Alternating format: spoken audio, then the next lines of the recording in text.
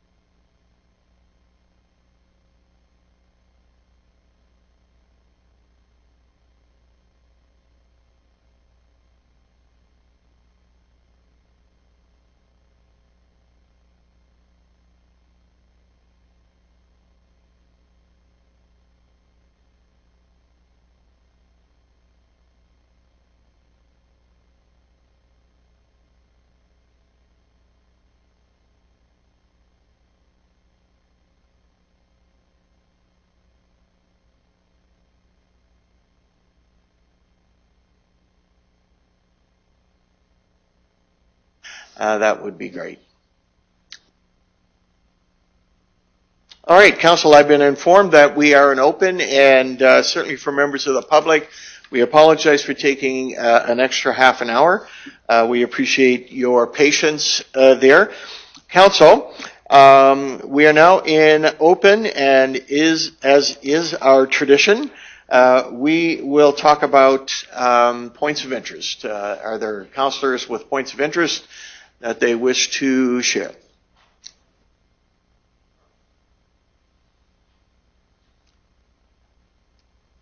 All right. I will say, Council, I appreciate your brevity today. I'll just say a couple of things. One, Canada Day at Bower Ponds, unbelievable this year. Kudos to the Cultural Heritage Society and the work that they did in putting on that event. It was an amazing event. So good to be there for the day. And then, Council, I'll talk about, it's not often I can get a chance to become a Scot again, maybe even as a drugstore Scot, if you will. But I speak of the Highland Games last weekend and the opportunity to be Grand Chieftain. I brought out, my best Mel Gibson, I have to say. I felt very, very Braveheart-ish at the Highland Games, and so congratulations to the organizers. It was the 78th, just for benefit of everyone, the 78th Highland Games. It's a pretty high water mark. So thank you, Council. Council, will move on now to our consent agenda, and the consent agenda, Council, as always, consists of two parts: the confirmation of minutes and a first reading this morning. Councillor Lee, you have already signaled you'd like the Westerner item severed, so that's fine. So, Council, I will ask you for a motion around the adopting of the confirmation of June 16 and June 23 minutes. And Councillor Weinches, thank you. We can do this by hand, Council, till we get... Oh, I see it's up on the screen. I'm in favor, Alicia. So it appears to be unanimous from that perspective. Thank you. And then Councillor Lee has asked that we sever the Western Exposition Association. So Councillor Lee, over to you. Go ahead. Thank you so much, Mayor. I just severed it just for some questions. Nothing to do substantively with it. Sure. So did you want me to address those questions now? Indeed, yeah. So my first question just had to do with clarification of the $950,000 and $50,000 line of credit, that those financial instruments are being changed as we transition to potentially a new financial institution. So my question is, does that change include within that property of the, changing first in line, first in charge, any positions of the city in terms of lands and buildings? Through the Mayor, I'm going to introduce Jean-Guy Wiart. He has been contracted by the City of Red Deer as part of their fractional CFO services that they provide. And Jean-Guy is with Myers Norris Penny and will be working with the city for the number of months upcoming. So he is the one that drafted the report and is prepared to answer the question. And Jean-Guy, over to you. You're on the screen. Great. Thank you very much. Pleasure to be here and pleasure to address the question from Councillor Lee. So thank you very much. Just for further clarification, the city does remain first charge on the property. So management of the Westerner has negotiated with ATB or with the new financial institution that they would be second charge in regards to security. Thank you for that. I did read it a little bit differently in the report, so I did need that clarification. And also, my next question would be, why would the charge against it, getting that, be a $2 million charge against $1 million in effective, financial instruments that the Westerner is seeking? Yes, thanks again for the question. Additionally, the Westerner is looking for additional future consideration, future expandability. So right now it is sort of limited at the 950 plus the $50,000 credit card in terms of the operating facility, but they want that additional flexibility up to $2 million. I see, but that isn't being requested at this point. I see it's being requested at 950 plus a 50 line of credit. So that's my question. I was just trying to seek a little bit more clarity on why at this point we would be basically committed to backstopping that $2 million line as opposed to a $1 million. Yeah, it really is just for future expansion or future expansion of the operating facility for the Westerner. So they are seeking that $2 million potential increase. Then as a follow-up to that, because it is dealing with a line of credit, we do currently have a line of credit out there. We weren't able to get a quarterly report on financials. I know that's for a number of reasons. It will be coming to council here in a later quarter. But on March 31st, the line was sitting at around $578,696. Can you give me better color on where that figure is today, up or down, or how that's changed? Yes. As of today, that balance is sitting at $165,768 so it is lower than what it was at the end of March. One has to consider sort of the seasonality of the business. So fluctuations do happen. There's ebbs and flows in terms of financial requirements. As an example, payroll is coming up this week for the Westerner. So my understanding that there is they will need to go beyond that. So it'll be higher than 165,000. So would it be fair to say that the reason, or one of the reasons that they wanted the increase of from 750 to 950 would be as a result of, say, things like inflationary or event type management where they need a higher draw to cover off those initial costs? There's a couple of reasons. So we met with management of the Westerner on the 24th of June, and some of the major benefits of the switch to ATB from the current provider was a consolidation of banking. So the operating accounts are currently with this financial institution, with ATB, as well as better terms. So interest rates are lower. So there's some savings right off the bat that the Westerner is benefiting from. So those are largely the key drivers to the switch. Okay, thank you. Those were my questions and why I'd severed the item. Thank you. Back to you, Mayor. Thank you for that, Councillor Lee. So, Council, are there any further questions on the item? Councillor Barnstable, go ahead.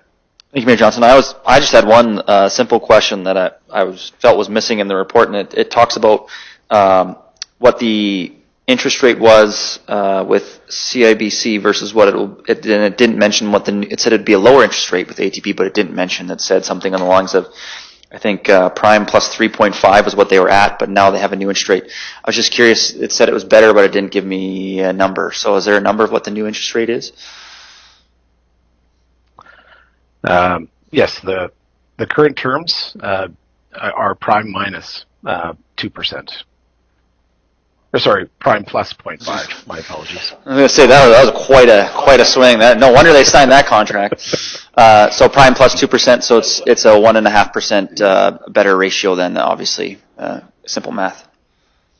Yeah. So just to clarify again, so it's prime plus 0.5% is the new. So instead of a prime plus 3.5 So there's a 3%. So 3% difference. Okay, Yeah. that's quite significant, especially dealing with those figures. So thank you. I appreciate that information. Thank you, Councillor. Councillor Weinches, go ahead, please. Thank you. There's certainly better rates, but I'm just wondering if the request for the proposal for a new financial institution was driven by policy, or was it driven by the better rates? It was certainly driven by business. So, as we mentioned earlier, the significant change of interest rates does have a significant impact in terms of less interest expense kind of going forward. My understanding is the Westerner did go through an RFP process in terms of looking. So they're doing their due diligence in terms of seeking out, I guess, new financial relationships. Okay, thank you for that. And I noticed on page 22, there were, I'm curious if that was a virtual vote, because there was 4 individuals who had no response. And does our city vote have to be, have to support it? So through the mayor, for the public, we have 2 members of council that are on the Westerner board, and I am there as a city liaison. And when it comes to voting, our city council members do vote when it comes to these decisions as part of the board. I never have a vote as the city liaison, but our council members do vote. When it comes to our relationship framework agreement, I just want to clarify that when they are doing any of these changes, so changing borrowing, pledging of credit of the association, they need to come to council for these decisions. So that relationship framework agreement is council's check and balance, in addition to having myself and 2 council members on the board. Thank you, City Manager. And do we know if that was a virtual vote, why 4 people didn't participate? Or? Yes, it was a virtual vote.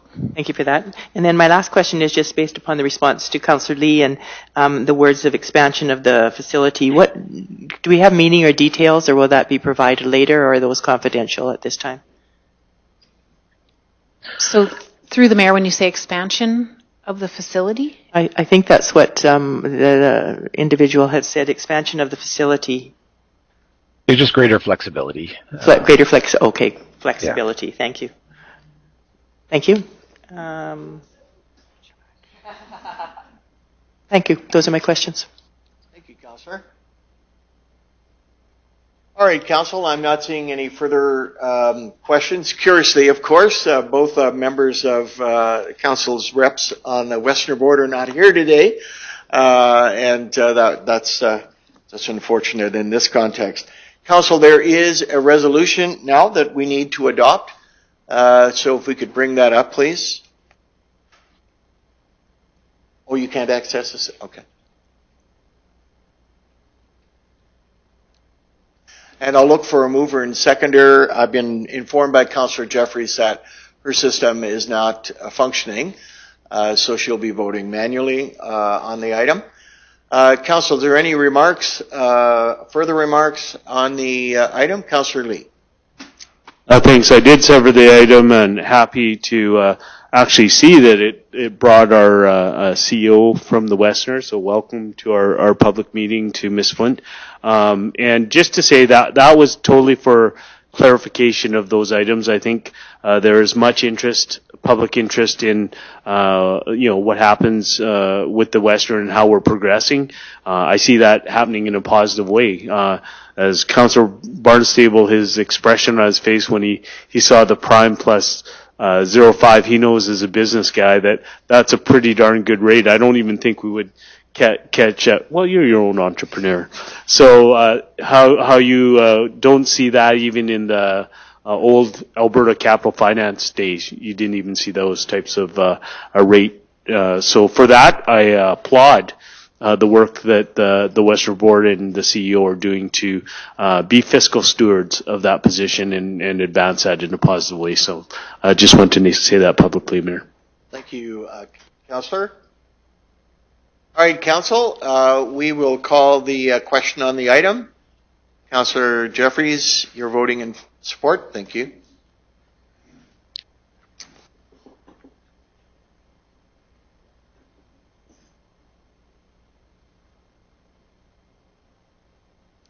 And that carries unanimously, Council. Thank you very much for that.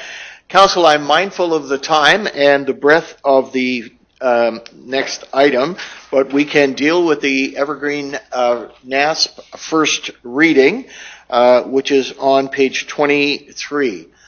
Council, as you know, it's included in the consent agenda to enable a public hearing.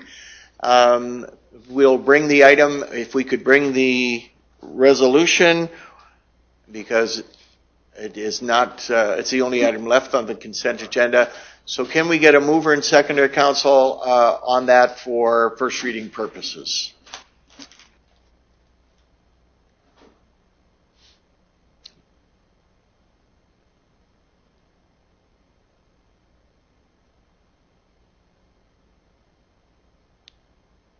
All right, Council, are we having system errors or?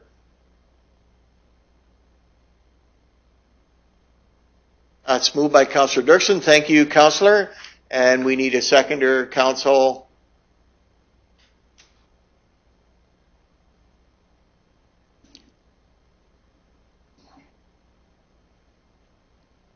Oh, good. Thank you, Councillor Barnstable. My second had disappeared from the screen, and I thought I was going to be wandering in the wilderness for sure. But anyways, so, Council, are there any comments on first reading? Councillor Lee, go ahead. It's not often that I do this, but I feel that I should comment because I will be not in favor. It's not often that I go past voting for just the first reading. As the public knows, that allows for public engagement. However, on this particular item, there was significant comments sent by the public, and more importantly... Councillor, I'll just remind you that the public hearing, if there is a public hearing, would require us to...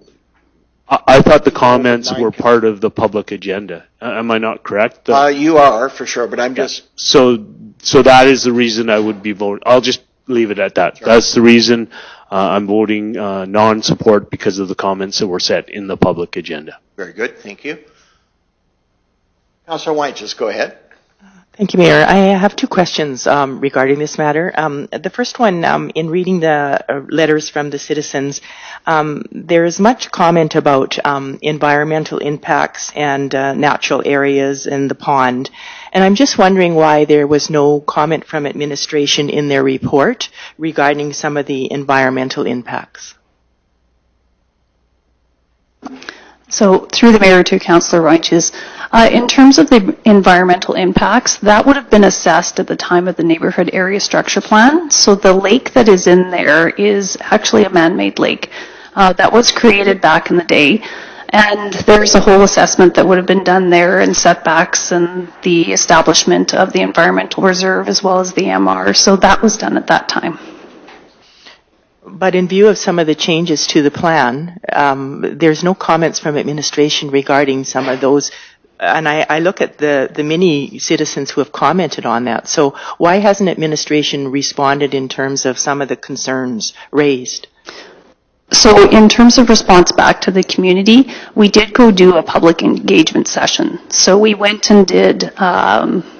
I'm going to get my weeks mixed up. I think it was last week or the week before, but it was June 25th, I believe was the date. So we did hold an information session because there was a lot of information that people were not necessarily understanding from the past history of the neighborhood area structure plan. And so from what staff had said is that it went very well. It was very, very well attended. They felt like the whole neighborhood came out in the couple hours they were there, and they were able to provide a lot of answers to people's questions on the spot there in terms of the feedback. So, and we can provide a summary of that event for the public hearing timing.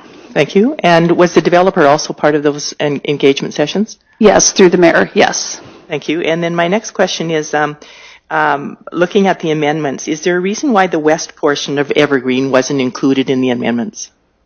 Was that discussed? So in terms of the phasing, the very final phasing, in essence, that's up to the developer in terms of how soon they want to bring different phases of the neighborhood forward.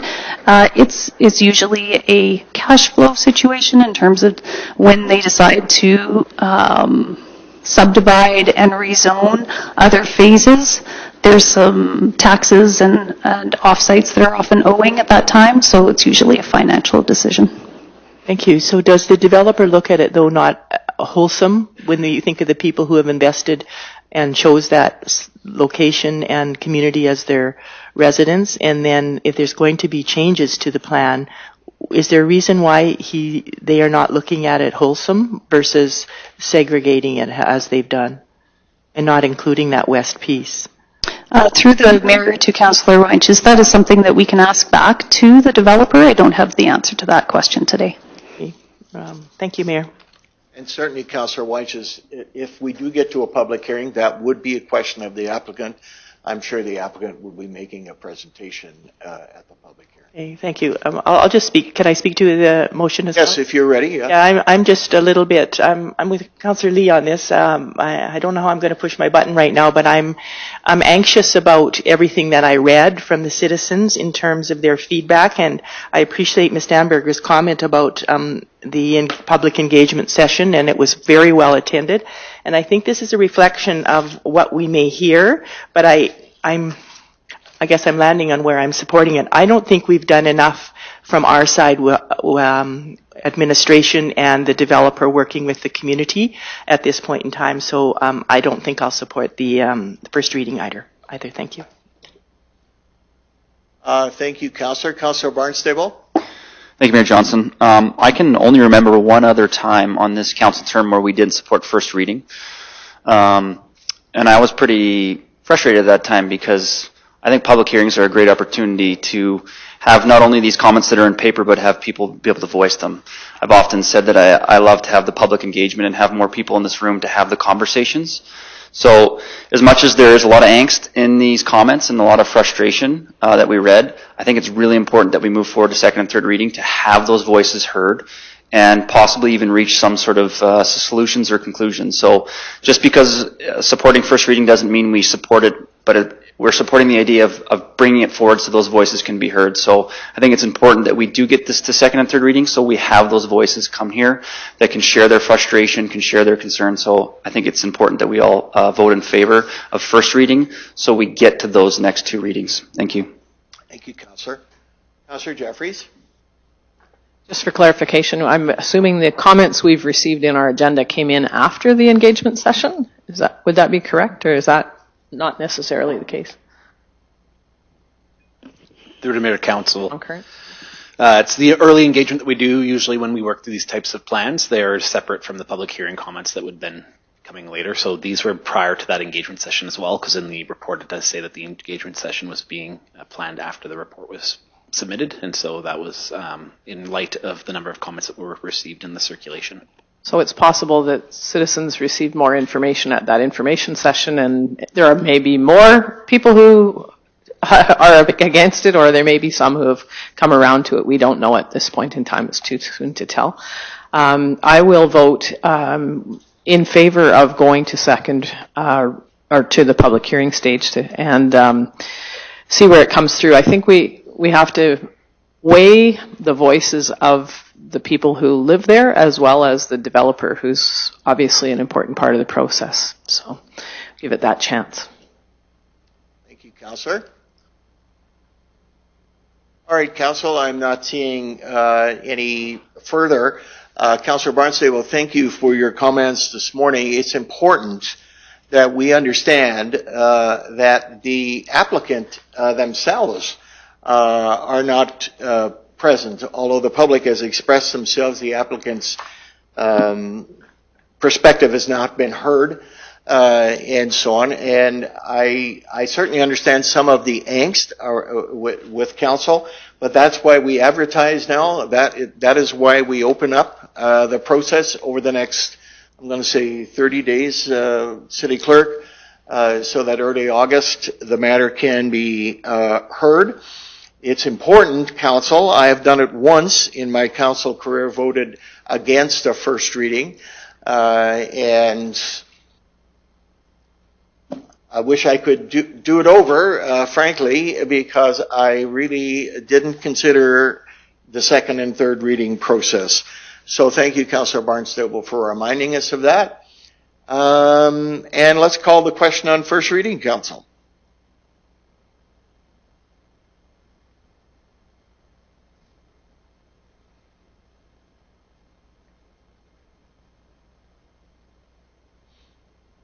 And that carries. Thank you, Council. Council, that would wrap us up for lunch recess. When we come back, we will be hearing from the Greater Downtown Governance Committee, Council. Thank you.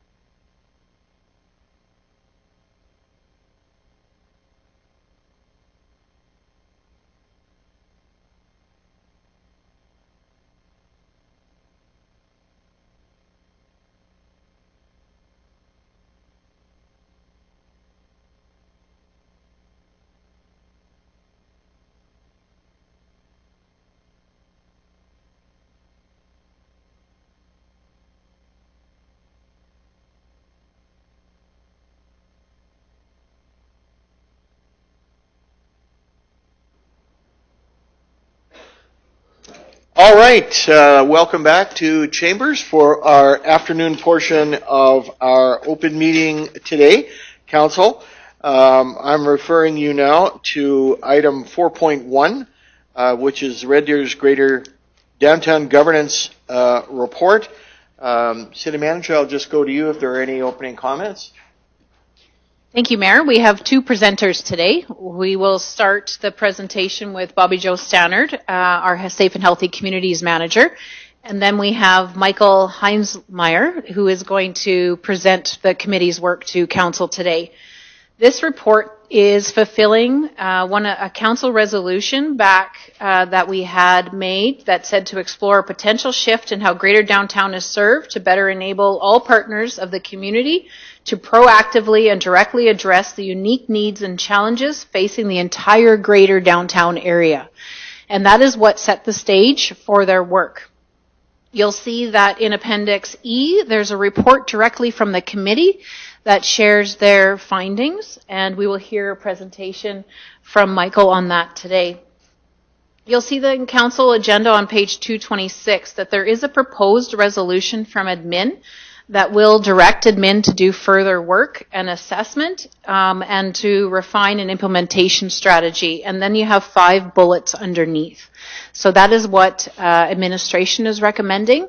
However, after hearing from the committee, council, you may choose to adjust direction. So with that, over to you, Ms. Stannard. PowerPoint to come up. Good afternoon, Council. It's good to see you. I would like to welcome, we have several members of our community committee here in the gallery, as well as several members of our operating committee as well. So welcome. Thank you for coming to support this item. I'm pleased to be here with you today to present the Greater Downtown Governance Committee report and recommendations with the committee's co-chair, Dr. Michael Heinzelmeier. I would also like to recognize, as I said, the rest of the City of Red Deer team, as well as the community committee, who are Allison McCracken, Emily Damberger, Michelle Siegel, and Samantha McLean, who all worked on this project as well. The dedicated Greater Downtown Governance Committee was established to identify the conditions necessary to foster a thriving, vibrant, and sustainable downtown. The committee's work focused on identifying where the strategic, coordinated interventions would most effectively support revitalization efforts, with an emphasis on creating a business-friendly, livable downtown that attracts both residents and visitors. The committee prioritized the support required to enable downtown stakeholders to succeed. As City Manager has stated, this report is in response to the November 12th, 2024 resolution by Council. Next slide, please. And you may remember, during that November 12th Council presentation, we identified strengths, weaknesses, opportunities, and threats within the current state of downtown governance. It was identified that there was new and emerging expectations from downtown business owners, property owners, and the community that highlight the importance of adapting strategies to remain agile and responsive to our community's needs. Further, the DBA indicated their financial stability was in jeopardy due to declining business improvement area levy amounts. As this map indicates, the downtown has outgrown the current boundaries of the current BIA zone. Questions of neighborhood equity and expansion of business supports have bubbled up amongst stakeholders. Next slide, please. The following outcomes were identified by senior leadership and council as required to shift how we work together to address our complex issues in our greater downtown. I'm not going to read through them all, as you will hear quite about them as we move forward, but in particular, the outcomes were flexible, coordinated leadership, clearly defined roles and responsibilities, define sustainable funding opportunities for supporting downtown, and to broaden the scope, which is a transition from the current BIA boundary. I'm going to turn it over to Michael now. Oh, no, 1 second. We have one more slide, sorry. And this is just to give you an idea of the timeline. So this committee did a lot of work in a very short period of time. In approximately 3.5 months, which was about 7 meetings, the committee completed their work. As you can see along the way, the committee engaged with both council and the community along the way. Now it's Michael. Thanks, Bobby Jo. Next slide. All right, this committee was made up of 9 people who live, work, and invest in Greater Downtown. People who are in the day-to-day of what's actually happening here. Business owners, employees, community members, and I was obviously one of them. And I'll be honest, at first I wasn't sure what to expect. I've sat through enough committees in my life to know that they don't always get things done. But from the very first meeting, it was clear this wasn't just about another report or some high-level plan. The conversations we had were real, sometimes even a bit uncomfortable, but we kept coming back to the same central question. What would help you thrive downtown? Not survive, but thrive. And once we started asking that, the answers got pretty clear. People want downtown to be safe, yes, but also predictable. They want fewer roadblocks, less red tape, more reasons to invest and stay, and they want leadership that isn't just reactive, but actually empowered to lead. So that's how we approached everything, through that lens, and through the 4 core outcomes set by council. The flexible and coordinated leadership, clear roles and responsibilities, sustainable funding, and a broader, more inclusive view of what downtown really is today. These weren't just checkboxes, they became the foundation for everything we discussed, and I believe what we're proposing here is a real doable way forward. It's built on what people actually said they needed, not just what we assumed from the outside. Next slide. The way we approached this as a committee was straightforward. We started with wide open conversations, big picture stuff, about what's really holding downtown back. Then we gradually drilled down into the practical pieces, things like funding models, governance structures, and what it would take to actually make things work on the ground. Out of those discussions, 6 main priorities kept coming up. These weren't focused on theoretical, they came straight from lived experience. Business owners, residents, people working downtown, we all had similar concerns and ideas. Everything we worked on was filtered through the 4 key outcomes that council identified at the start. Here are the 6 priorities we landed on. The first is neighborhood identity. Businesses told us they want more connection, support. They want to be part of something bigger than their storefront. Whether that's clustering similar businesses or creating themed districts, it's about building a downtown with a stronger sense of place. The second is investment-friendly environment. This one came up constantly. People want clarity. They want predictable permitting, less red tape, and real incentives to build or expand. And much to the dismay, a constant theme was when it's easier to develop in the county than in the core, we've got a problem, and this model is one way to fix it. The third is destination development. If we want people to come downtown and spend time here, we need to make it a place worth visiting. That means activation, beautification, and events that bring energy to the streets. It's about making downtown feel alive. The fourth is community safety and well-being.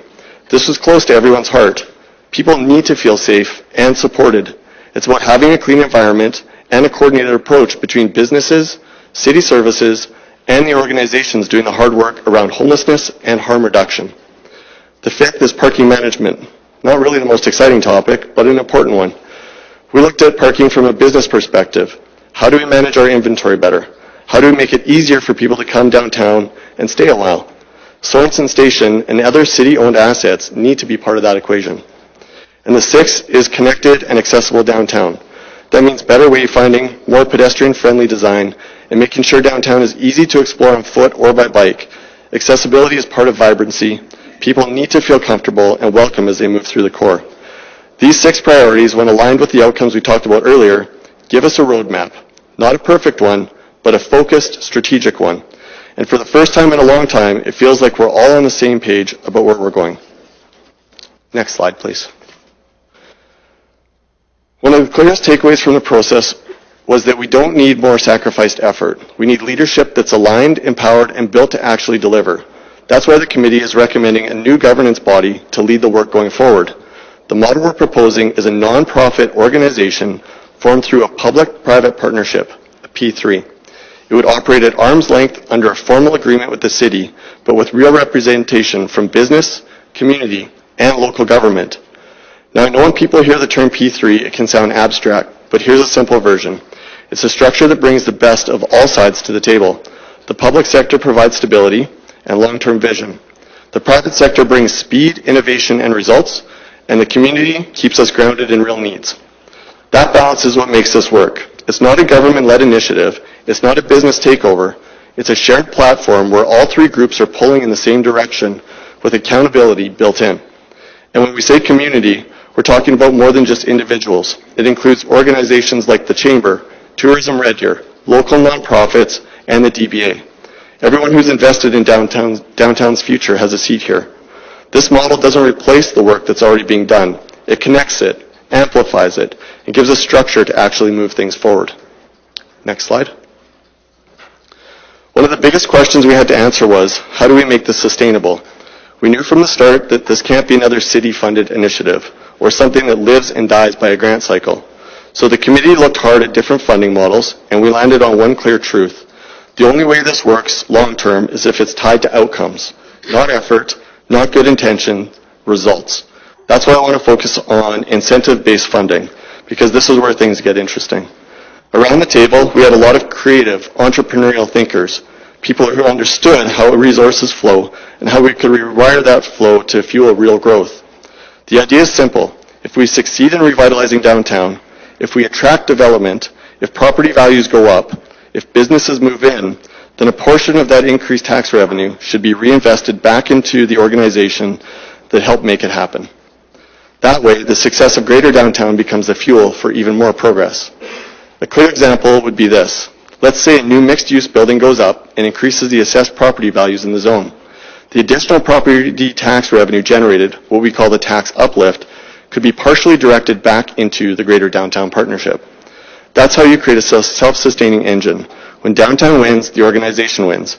And that creates momentum that isn't just dependent on annual funding debates or shifting priorities.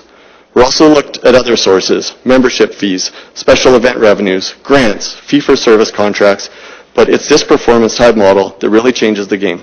At least the committee feels that way. It rewards results, not the status quo. With that, I'll turn it back to Bobby Joe.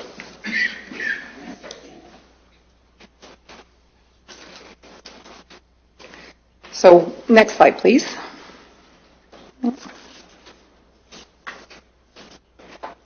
Just need to find my slide.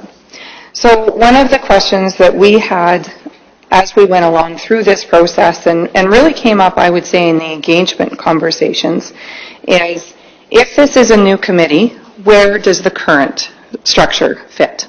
And so purposely we had a conversation about where does the current business improvement area fit in this process. And as Michael mentioned previously, they would be as part of a community component. So while the Greater Downtown Partnership could lead many of the initiatives within the priority areas that we talked about, there is a role for not-for-profit organizations to support essential services within the downtown, such as the Clean Team, facade improvement programs, and graffiti attenuation, just to name a few. Next slide, please. So where do we go with our next steps? We know that this is not the end of the work. This is just the beginning with the recommendation. Therefore, the recommendation that you have before you is that administration will submit a plan in the 2026 budget process to help support the exploration of the committee recommendations, that we are looking to provide implementation and planning.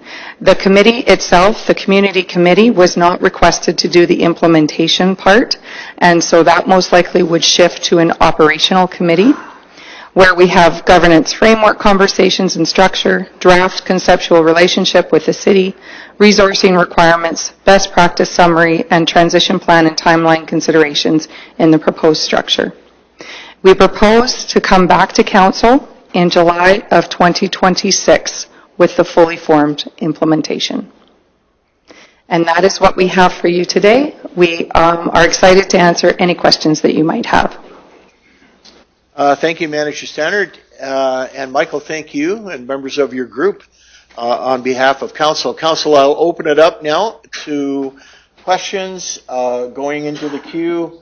I have Councillor Wine. Just go ahead, Councillor. Thank you very much to you and the committee, and welcome them in council chambers today and for this work. A couple of questions. My first one, in terms of the conversations you've had to date, what's the feedback that you're getting or the response to expanding the BIA, the Business Improvement Area? Well, there wasn't a conversation about necessarily expanding the BIA. It was a conversation about changing the funding source completely. Mm-hmm. So that's what the conversation was at around that. So will there be a conversation about expanding it or not? So I think what you're speaking to is talking about expanding the governance structure across more of the area within the downtown. Thank you, Mr. And that's a little bit different than expansion of the BIA itself. We are talking about the greater downtown to include at the very least the 4 neighborhoods within that area rather than just the historic downtown. It's been really interesting though when we started drawing on a map of where we could influence, our committee members went across the river and said, why is the river the natural dividing place? There are businesses on the other side of the river that could also benefit from these sorts of things. Very good. Can you talk to me a little bit about you talked about it under the Implementation and Planning Committee about the best practices summary. What does that look like or what does that include? Through you, Mayor, to Councillor Weinches, what part of the process is delving into what it looks like in other communities and what are some of the best practices. And what we've discovered is across the province, which is reflected by the BIA review that's actually happening through the Alberta government right now, there's recognition that the current process perhaps isn't meeting the needs of the modern city and the modern downtown. And therefore, we've done quite a bit of research to see what else is out there. So there are several different examples of this P3 type model working very well. Mostly, I would say those particular models are for a particular project. Like you saw P3 in Edmonton when the ICE district began and Rogers Place became a thing. You see it right now in Victoria where they have a downtown waterfront authority. That's probably the closest to what we're thinking of in particular. And do you have anything to advise council about where the province is at with their work on this? Have they made any decisions, or which comes first, our work or their decision? Because sometimes they give us some top-down decisions. Mm-hmm. Through the Mayor to Councillor Weinches, right now what we know is that we have received the summary of the feedback that the provincial government received through their engagement process. We have not seen a next step to that process unless City Manager has information that I do not. Okay, thank you. And then just 2 more questions. First of all, I just want to make the comment, I appreciate when on Wednesday Market Day and seeing the free designated downtown parking in certain areas, so thank you very much for the decision making on that and the impact to the downtown.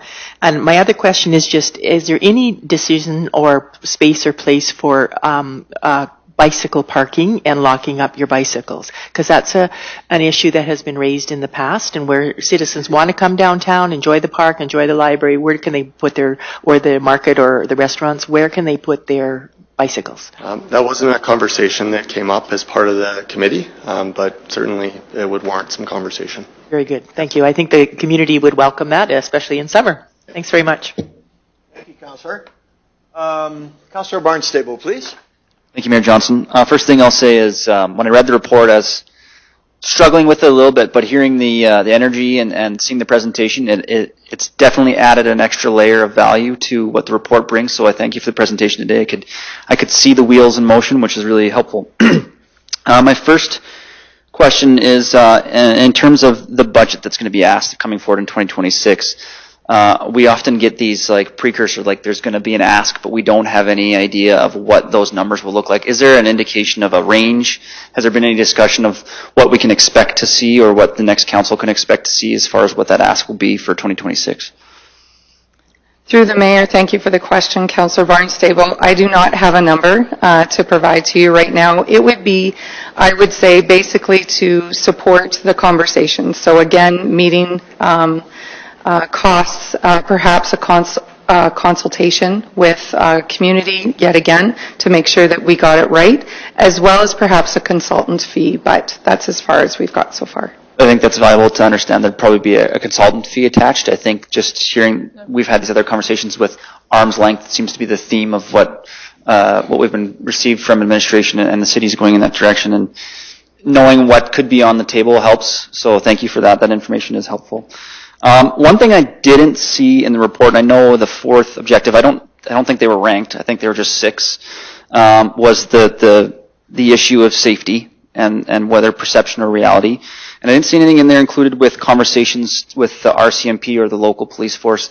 Were they included? Will there be a plan going forward to have them included as far as moving that in the right direction?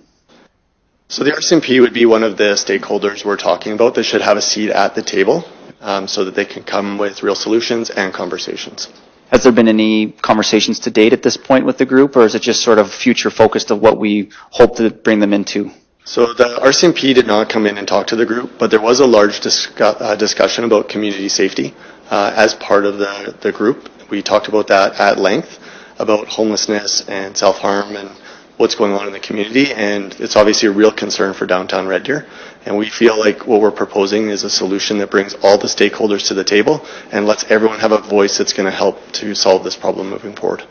Perfect. I appreciate that answer, and I think that's definitely a group that needs to be a big part of the conversation going forward.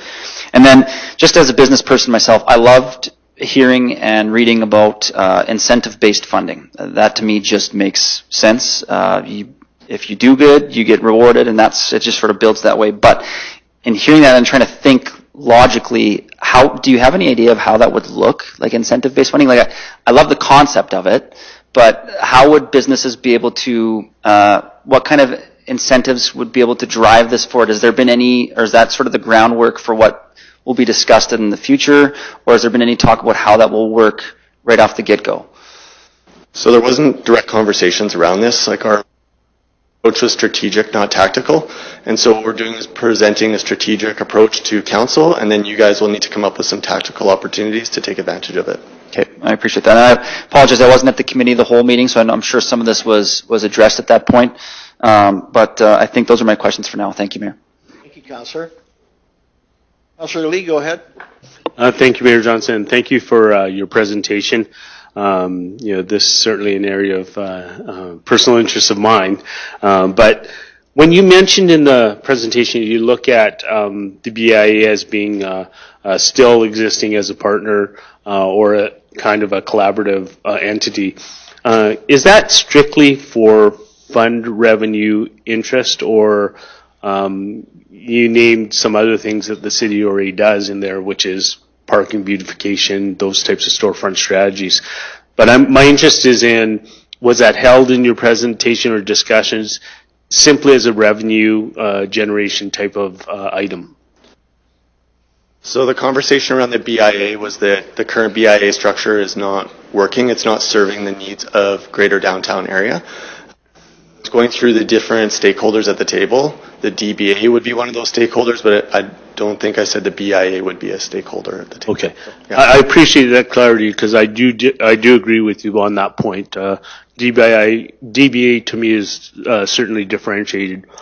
To Councillor Barnstable's point about the incentivization, you did actually mention a tax lift being part of that process. So what was the discussion? Because you initially said if it increased the property values or values of taxes that are coming from our downtown area, that a portion of that would go back. I just don't understand how that functioning can happen, and I just want to see what your vision of that would look like.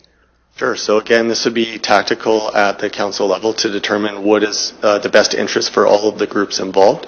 But essentially what we're looking at is when there is continued development or new mixed-use development, something that increases the value of that, this Greater Downtown Partnership would be helping to lead that, and they would get some amount of that back, and council would have to set a direction on what that looks like and the percentages or the structure that that's in to be able to make that happen.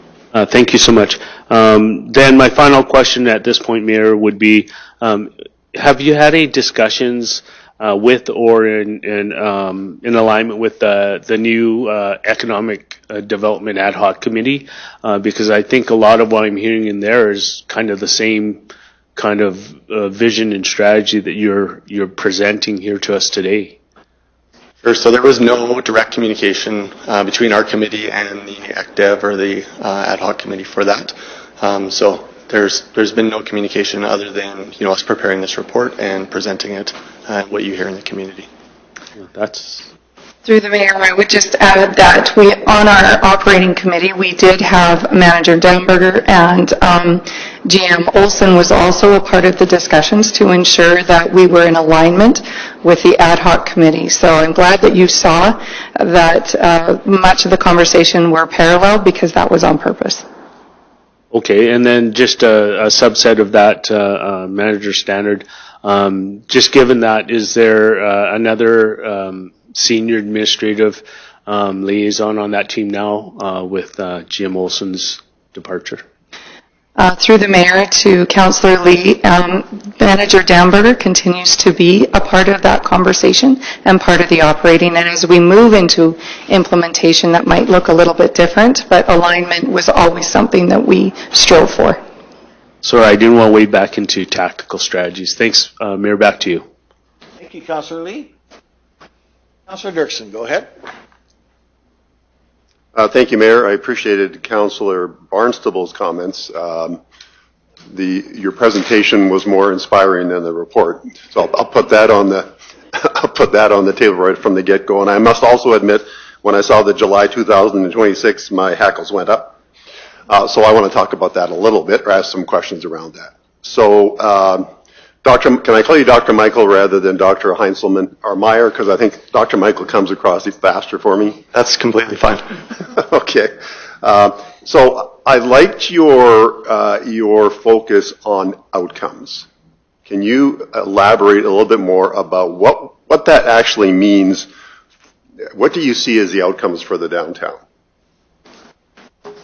Sure. So if we dive back into the 6 key points that I discussed on slide 6, if we saw positive changes in all of those things, neighborhood identity, an investment-friendly downtown, destination development, community safety and well-being, parking management, and connected and accessible downtown. Positive movement in those things, not just talking about them, but real results. So an example, investment-friendly downtown, creating an environment where you actually see businesses wanting to be in the downtown core. The result would be businesses being in the downtown core or actively moving into the downtown core. Parking management. Stop seeing all of these lots that are all over downtown Red Deer that we're getting old buildings knocked down and these lots put in place. Paid parking for the downtown businesses in place.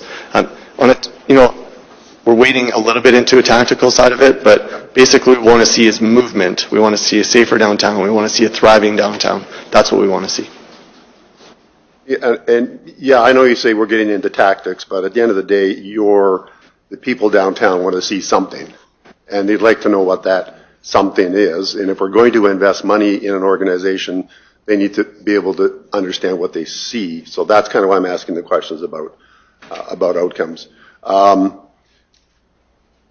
You'd also in your report, you recommend the P3 model, which has connotations in the public, which isn't exactly the same as what your P3 model make. But here's my question for you. As an interim measure, did you consider using the DBA as that body and having it start the work and morph into that P3 organization, using the talent that we have there already? So the conversation right from the beginning was not directed about a specific outcome for the DBA. It was about the 4 key points that we talked about originally. So there's not been something specifically said about the DBA becoming that board, but the DBA having a seat at that board and having all of the community represented as part of that. Nonprofits, community members, and businesses. So I understand that. I'm just going to push you a little bit. So I understand they would be part of the table. My question is different because you've recommended a P3, and it's not part of the recommendations that I see in front of council, and I'm not sure why it's not part of the recommendation. But if we wanted to proceed with that, why not use an existing body to start the process? So let me check my list of potential questions and answers here.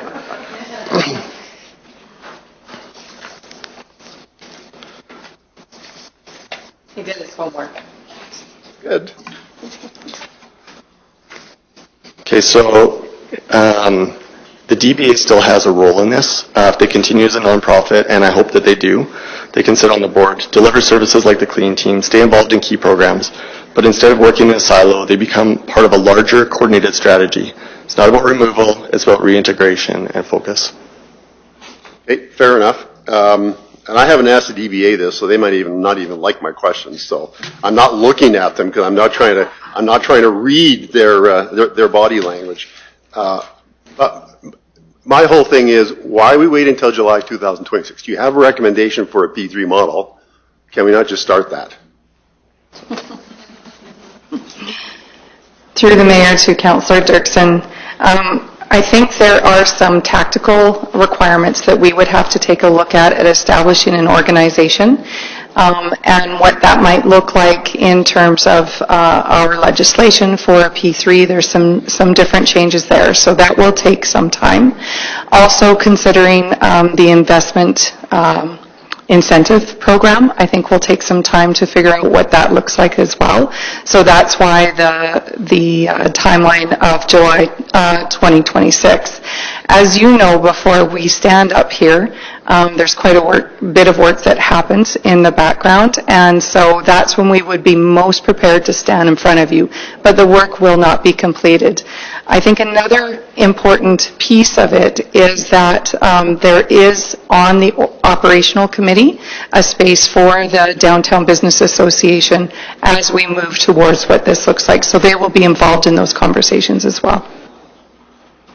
You know, my questions are directed at, I know you guys, and forgive me, I don't know everything that's on your plates. And I don't pretend to. I know you've got a lot of work to do, a lot of priorities. I'm trying to help you out and say, let's move it off your plate, give it to somebody else to do. So that was just an idea that I had. And Mayor, I'll leave those questions right now. I might have some proposed motions that I'd like us as council to bat around. Yeah, I think Councillor Dirksen, we have to keep in mind that the ball is really with council now, as it relates to this resolution. So I think it was either city manager or manager Standard let us off the day saying there is a proposed resolution here. However, it is council's resolution to do what it needs to do. So I hope that helps. Who do I have next? Councillor Jeffries. Thank you very much. I might be getting into tactics, not strategy at this point, and forgive me for that. Wondering on the investment incentive piece, if residential incentive is also part of that conversation, or if you had any conversation about incenting residential development? We did actually have some questions about, some conversations about residential development in downtown, and it would be part of that.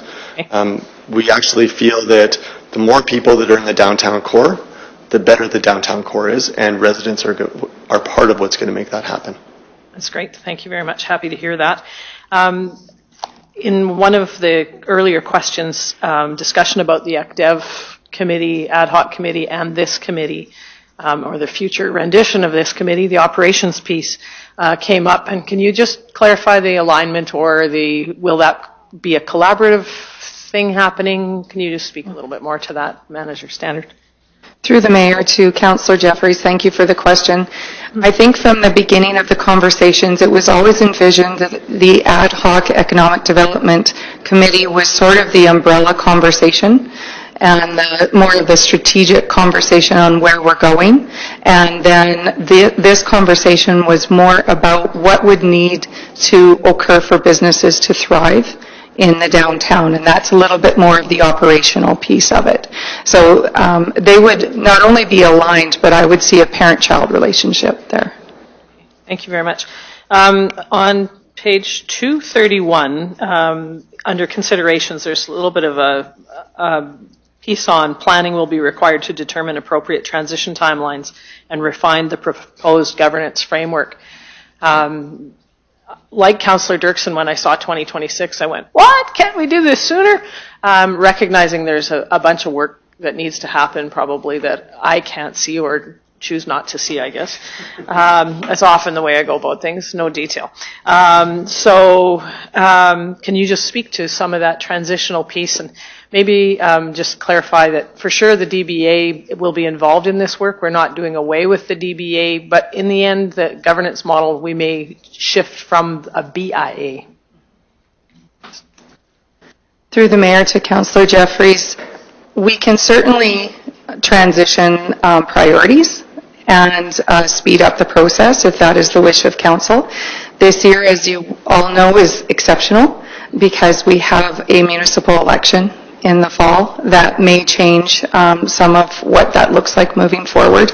I think that was a big piece of the consideration. Also, in July, we have an opportunity to prep council for the next budget conversation, which will happen in November, and we are right now in the process for the 25 budget. So that's part of the timing, but we could certainly shift priorities if that is the will of council. Thank you very much for that clarification. I think that's the end of my questions. I do have a couple comments at the time for that.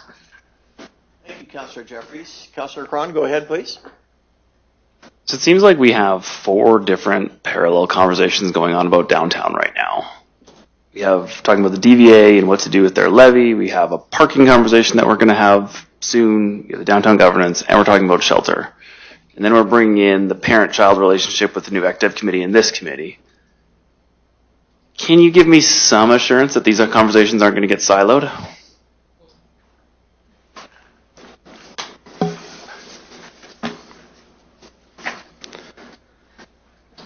All right, so what we need isn't more layers. What we need is a quarterback. Something that pulls all the existing pieces into one coordinated strategy. Right now, down support is fragmented, like you've just mentioned. We've got good people doing good work, but it's siloed. This model that we're talking about creates a structure where leadership is accountable, action-oriented, and focused on real outcomes, not more meetings, just focusing on results. Maybe from the city side, too. Through the mayor, speaking from administration's point of view, it was intentional to have the ad hoc economic development work as well as the downtown work happening in parallel to each other, and hence why the same timelines were set, because they had to align and to show that role and responsibility and the clarity between them. I find with the ad hoc economic development committee, they're more about the city community of Red Deer, not the corporation, as being how do we get investment ready overall as a city. When it comes to the specifics of the concepts of what they were wanting to achieve with their report, there's a bit more detail that needs to be done. I find you're not as far along as the Economic Development Committee in understanding what exactly that looks like. And so it is intentional that these bodies of work are happening at the same time and going to be coming to budget for 2026 at the same time as well. So to be able to get some of that initial work figured out, I think is important. And I'm happy that the ad hoc committee is just a little bit ahead in figuring out that larger picture for the city overall. From the city's point of view, yes, we have shelter, and I don't know if the timeline of that conversation is waiting on the province. So here we are with that, and I don't know what influence we'll have over that to get that information from them on operator. Then when it comes to the other one you mentioned was around parking. That is one of the pieces that is connected, and I think getting a clear financial picture around our parking will also help feed into the work that they're doing if it's going to be one of the resources or priority areas that they're looking at for this group. So it is intentional. These things are all happening at the same time, and that we need to shift how we do things at the city. And for our community, we also need to shift. So it is intentional. Feels a little bit like we're drafting a quarterback, but we're not sure when the quarterback's going to be ready for the playoffs. So. Well, if it's Dallas, it's never. Councillor, and your sports analogies today. I'm not seeing any other questions. I did have one. I appreciate the relationship to the Economic Development Committee, so on. But I'm wondering, in terms of engagement with the chamber, is there an idea in terms of thinking that they gave you, or sharing that they gave you, or you gave them back? Where's your feel around where the chamber might be here? Through the mayor to the mayor. The conversation included a chamber representative, so there was a chamber representative on the committee, and so that perspective was brought. We also held an open house engagement opportunity, so there was opportunity for chamber representatives to be there as well, but they would certainly be an important rights holder in the conversation about how this moves forward. All right. That was the only question I think that I had to ask myself, Council. We have a proposed resolution, Council, on page 226. So if we can bring that up, let's take a look at that. And I'll ask for a mover and seconder, Council, on that. Let's move by Councillor Lee, thank you. And seconded by Councillor Jeffries, thank you. So, Council, Councillor Lee, did you wish to lead on this? Yep. Thank you, Mayor Johnson. Just absolutely in support of this. I think, we are in its infancy.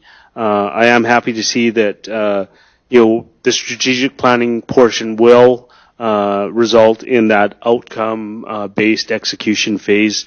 And I think it is, to the previous comments, I think it is better suited to address in 2026, just given that. We, would never want to impede a new council in terms of what their initiatives and setting their mark and stake in the ground wherever they want to pursue and lead this fight or change or transition. We are, as the community knows, currently resource limited for this year and going into kind of a different phase of the council term. I think resources would be better utilized in just tying up some of the ends that this term of council has wanted to get over the finish line. So for those reasons, I think I appreciate the report. I'm really happy to see that it is strategically geared to align with the economic development drivers, which include things like the chamber, tourism, all those sorts of flavors that will fit into that. And I was really pleasantly surprised to see some of the creative thinking. So whether it's that incentivization, whether it's looking at things differently in terms of how a P3 model that's really effective, I think, in this type of illustration would kind of help our city move forward. So for those reasons, I do support. Thank you, Councillor Lee. Councillor Weintjes, go ahead.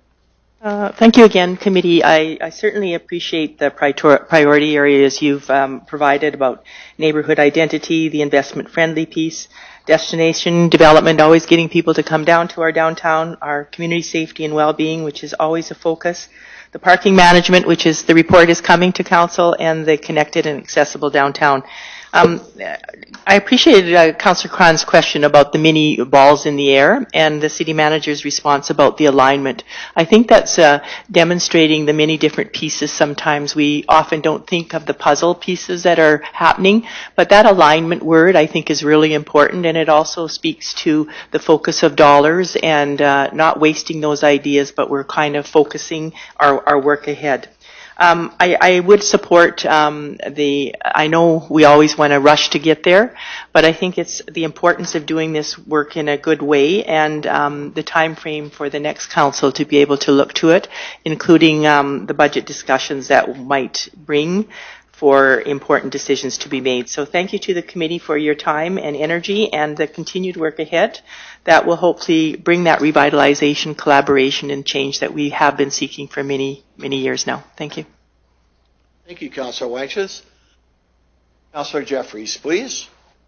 Thank you very much. I noticed the energy level went up in the room when Dr. Michael started to speak about the downtown. And we do get that energy in chambers whenever the DBA comes. And you can feel the passion for our downtown. So it's nice, it's refreshing to have a group come forward that sees the possibility and the opportunities that exist. I particularly appreciated the bits on investment friendly and the destination development pieces. I think we've become quite focused on what's happening in the downtown with regard to homeless issues and poverty, and perhaps lost a little bit of focus on economic development and the need to realize that we are in a competition with businesses going out into the county. We need to address how fast we can do things and the opportunities to incentivize perhaps some of the attraction to get that started, to get the impetus rolling in the right direction.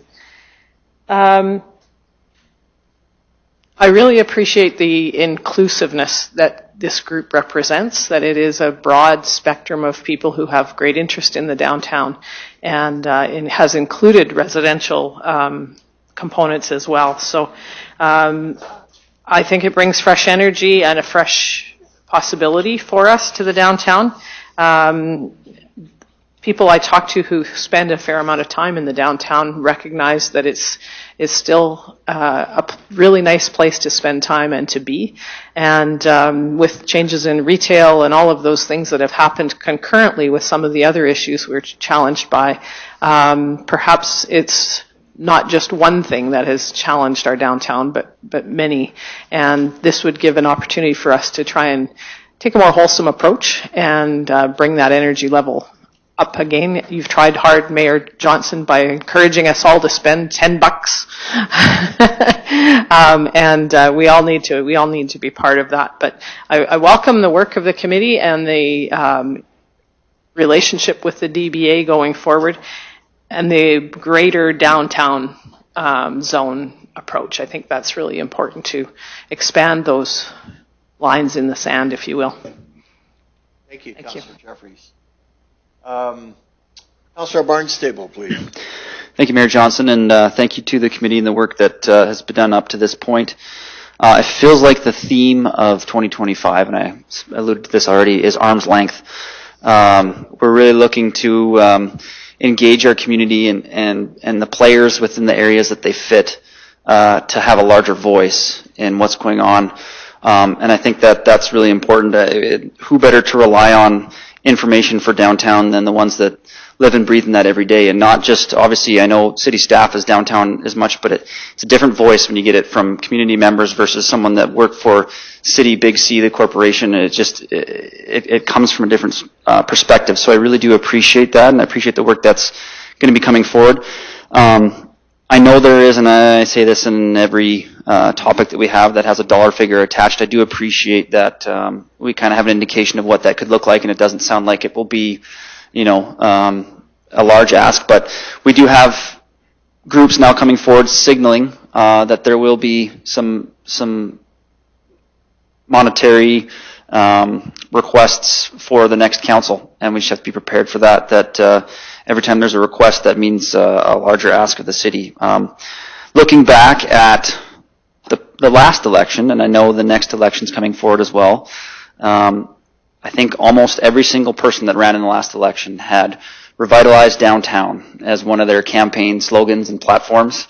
It's something that's on the mind of everyone that lives in the city, that we want to see something done. We want to see some action, and I think this group has signaled some really key aspects that everyone in the community can agree with, of things that will drive the bus, move it forward in the right direction. So I'm with some of the other councillors that said July 2026 feels too far away, but at least it's starting to move in that direction and have deliverables and incentives, and all the right words were used, the right buzzwords. Now we just need to have those buzzwords become reality, and I think that's what's going to be most important. Like any committee that's put together, it's about what it can accomplish, and I have hope that this will accomplish what it's set out to do, and now we just need to take those next steps and next strides to get it to that point. Thank you. Thank you, Councillor Barnstable. Councillor Dirksen, please. Mayor, I'm going to propose an amendment, and then I'll make my comments after the amendment gets forwarded or not. Sure. And my amendment will be to change the July 2026 date to December 2025. All right, we would need a seconder, Councillor Dirksen. So if we could bring that up, if Ledge has captured that wording.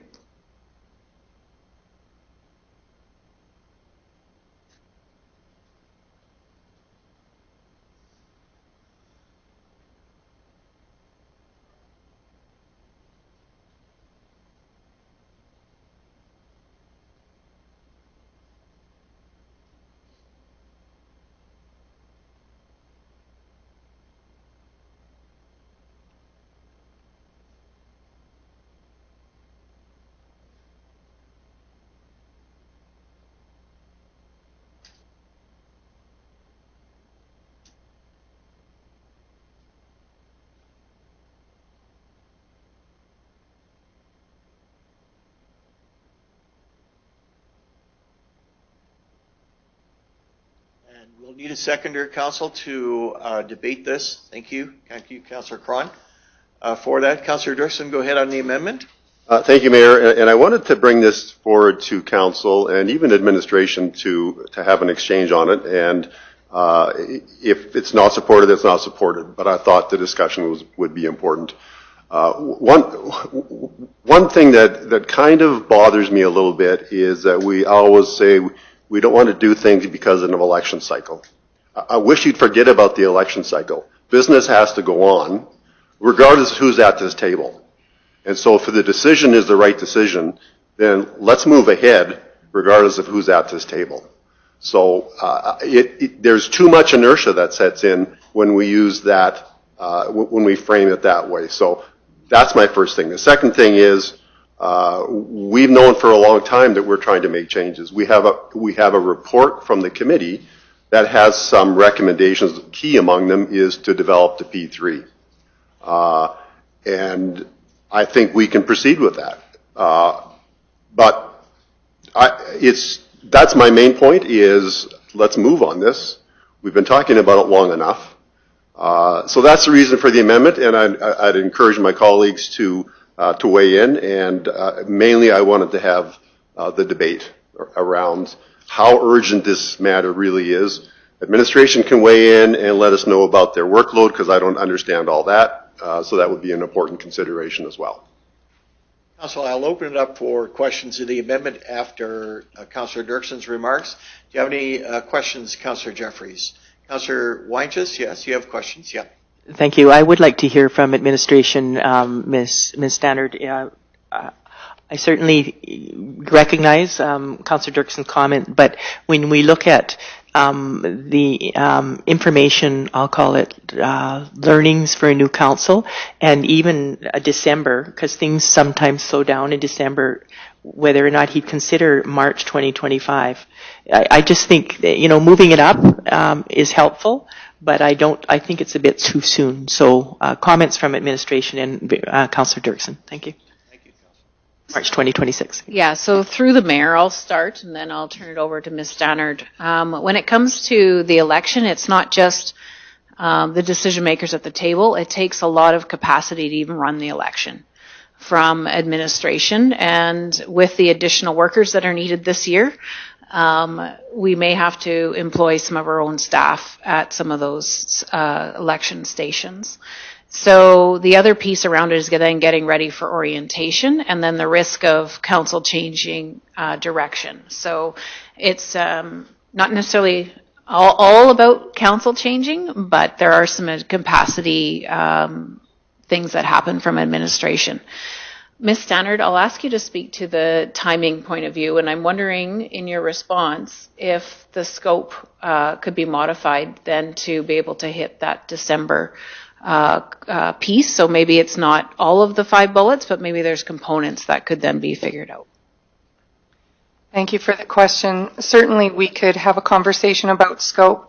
One of the pieces, though, that we're concerned about with timing is an RFP cycle if we were to retain a consultant.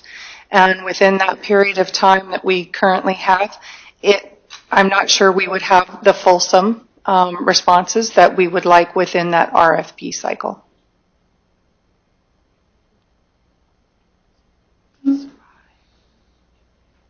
I'll just say, if I can help, before going back to you, Councillor Dirksen, it appears there may be willingness to up the date from July, and I'll just leave that with you as to whether you would consider that as friendly or whatever the case may be. So, but anyway, you have the floor. Go ahead. There we are. Certainly, Mayor, I would be willing to accept that as a friendly amendment, and it would certainly move the yardsticks for me, which would make me somewhat happier. And in keeping with the football theme today, for some reason? This is true. But I just had a question out of the last comment, and I probably missed it in the presentation, but why do we need to hire a consultant? Through the Mayor to Councillor Dirksen, part of the conversation was about transitioning what this looks like, and to ensure that we have all the legislative requirements for a P3, we would most likely reach out to a legislative or an organizational expert to ensure that we had the correct information. Just looking at the resolution, and with 5 points that we have there are a couple pieces that we are in process working on. So if you look at best practices summary and transition plan and timeline consideration for proposed structure, those are certainly 2 items that we could have ready by the December deadline.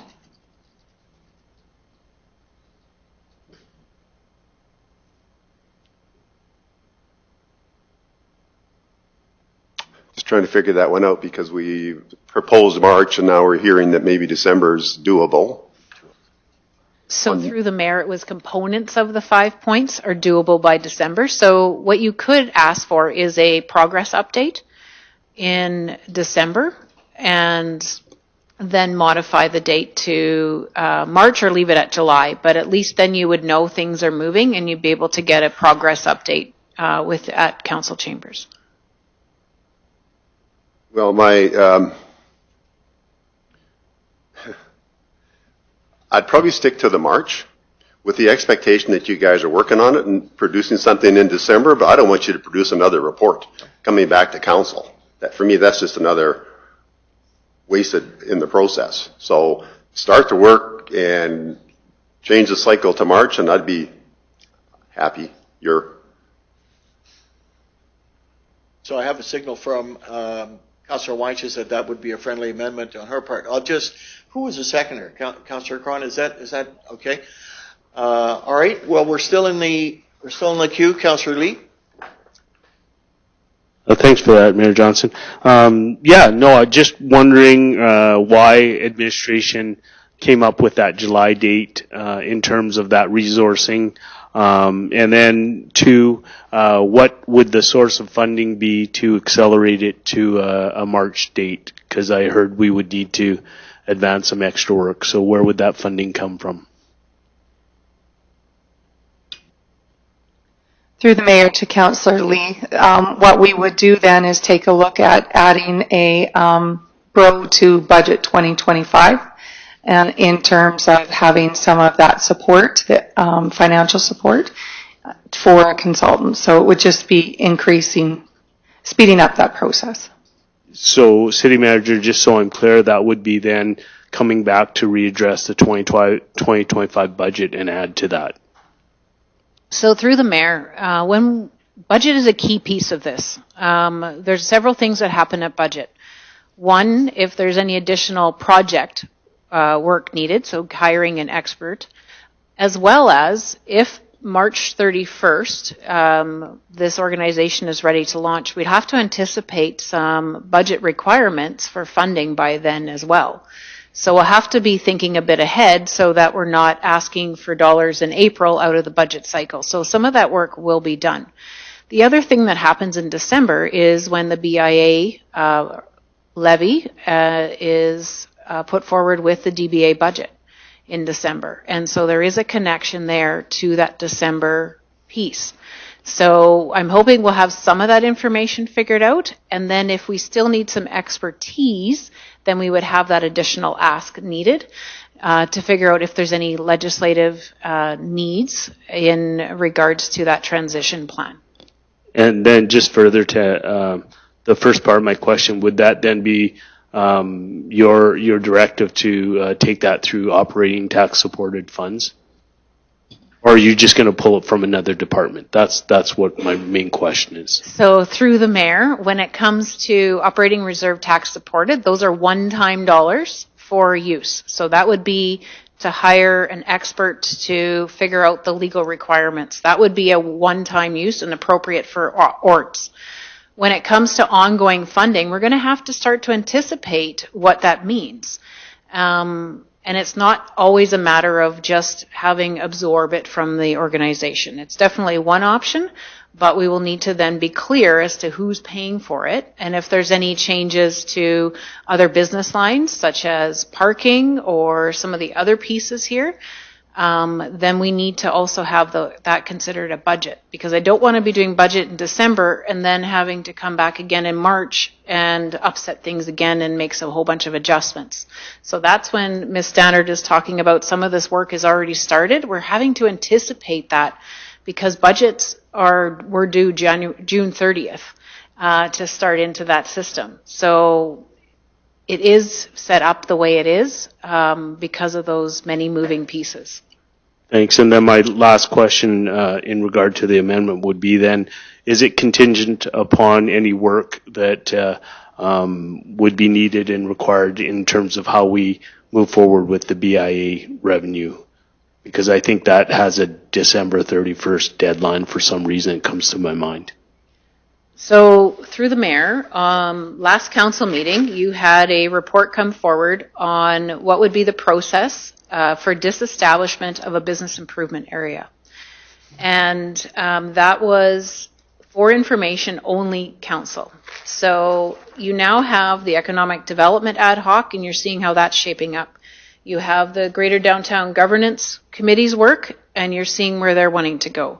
Council, if there's additional resolutions or directions you want to give us on the BIA, now would be the time, or in December when budget comes forward, because that's part of the major component around resourcing.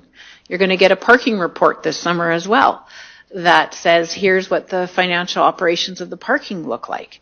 So all of these things are coming together. And so you would have almost all of the information besides the parking to be able to direct administration to put together what this new future looks like for the downtown.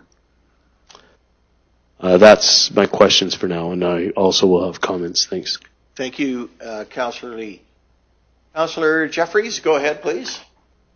Sorry, I didn't mean to have my mic on. Oh, okay. Thank you.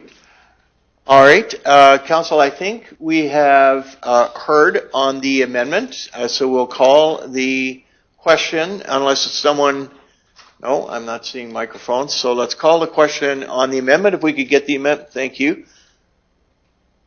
So we'll call the question on the amendment, Council.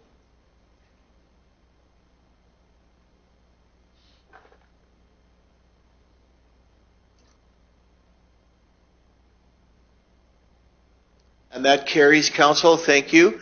So we'll bring the original motion now back as amended.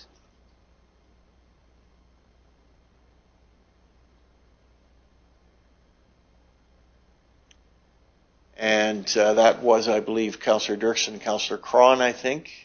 Yes? All right. Now to the amended motion, Council. Did we wish to comment any further? Councillor Cron?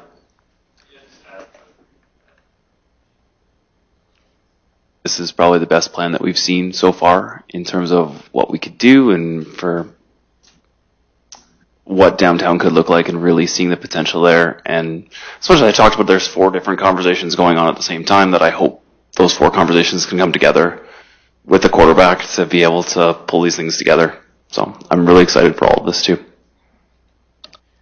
I'm surprised you didn't put in something about moving the yardsticks or something, Councillor. Councillor Lee.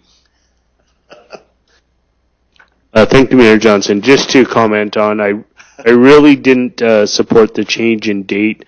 I am, as everybody, want it to happen tomorrow, not just not just on the March 25th date. But I think there's some just some pragmatic issues in terms of how we get there. I will be interested in looking for how administration will be able to advance that work. And not just in a silo. We talked around this table about having all those other organizations involved, engaged. For me, that is a critical point, and why I really thought that July would be a really good date to do it, because I think that's imperative in terms of how we move this visioning strategy into actual implementation and action. So. I could not support it. I'm just interested in seeing how we're actually going to be able to do that in a way that doesn't detract from or make us incur any deficits in other areas that may have otherwise not seen those deficits. Thank you, Councillor. All right, Council, I'll just add my own remarks here before we call the question. Like other councillors today, I'm happy, grateful, frankly, to the work that the committee has done and forged to put together. I will say, this is why people like live theater versus the movies. When I read the report over the weekend, it was kind of like I'm at the movies. But today, I got to share in the live theater. So thank you, Michael. I do hope that you stay somewhere in the tapestry, if you will, of this going forward. I think that's important, for sure. And I think it always behooves us when we talk about downtown and so on that we do talk about the DBA and where it's come and how it has championed the downtown, often finding itself in a bit of a solitary position sometimes, and so on, but always with the same passion for downtown. And Ms. Gould, it's so great to have you with us today.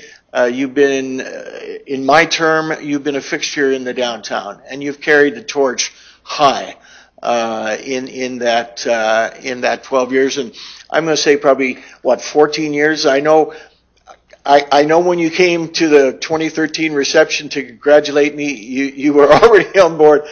So thank you for your board, but especially yourself, Ms. Gould. That was wonderful, wonderful work.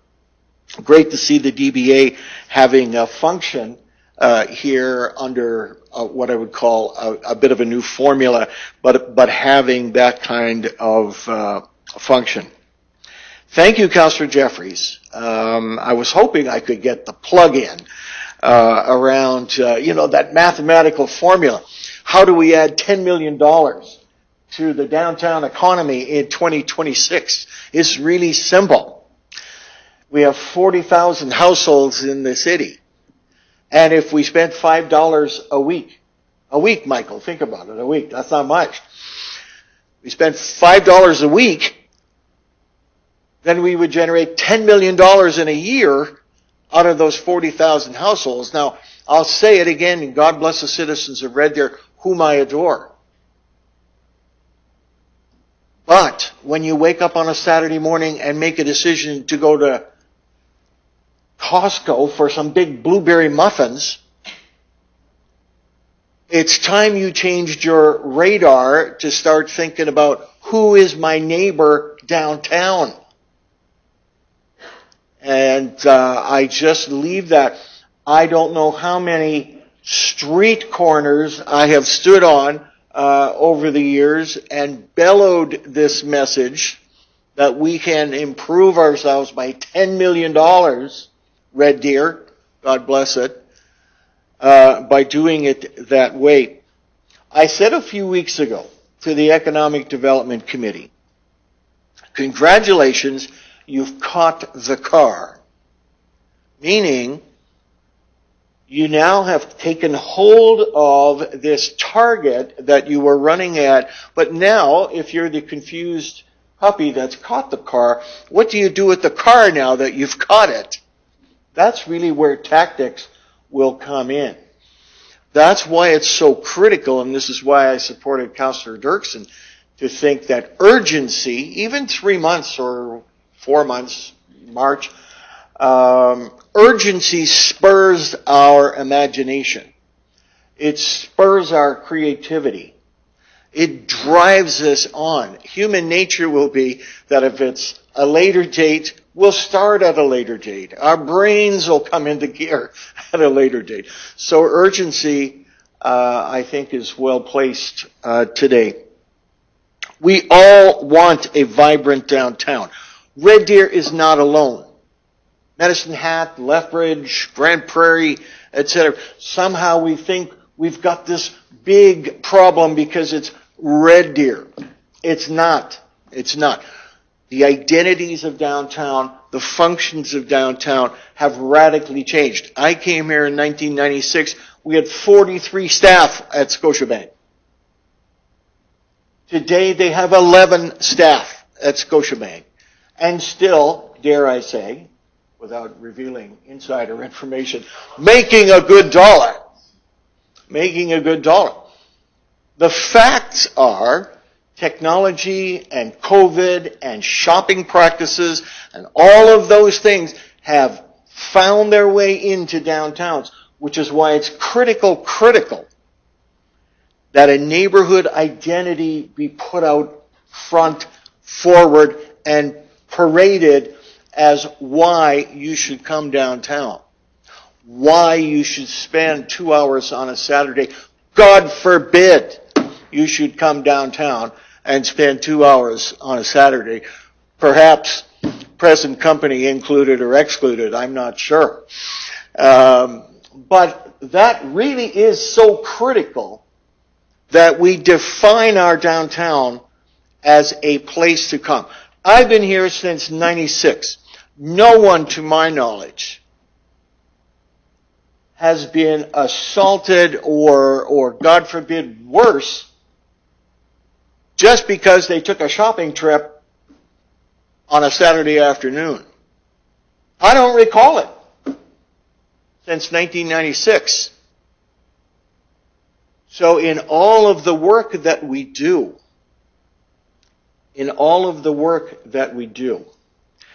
let's really focus now on those 6 principles that were laid out, but really focusing on the neighborhood identity. The pushed out boundary is going to help. If I'm in rail yards and I can identify with someone in Capstone, look at the collaboration that will result in.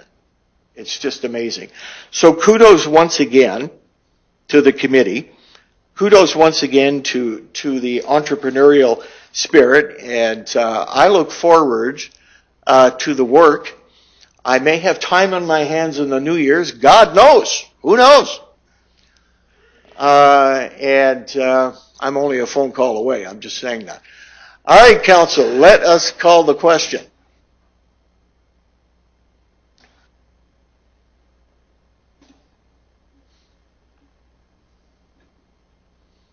And that carries unanimously. Council, let's take a break now, and we'll see you at 25 minutes after 2 for deliberations on the IDP.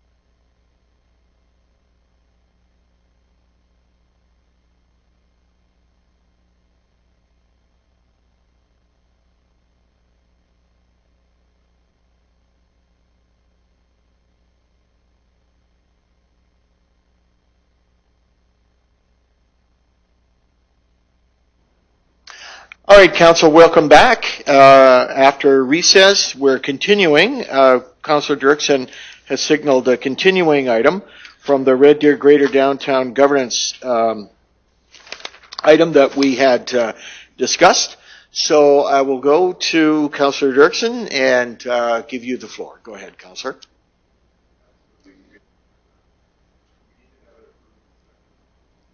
Talk about it. Yes, Councillor Dirksen. We do need a mover and seconder.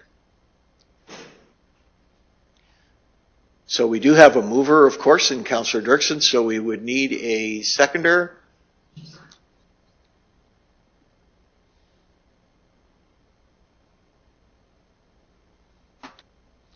I was not aware Councillor Lee was not here. Okay, I see him coming, so. All right, so we have moved by Councillor Dirksen, seconded by Councillor Cron. And Council, let's take a minute here.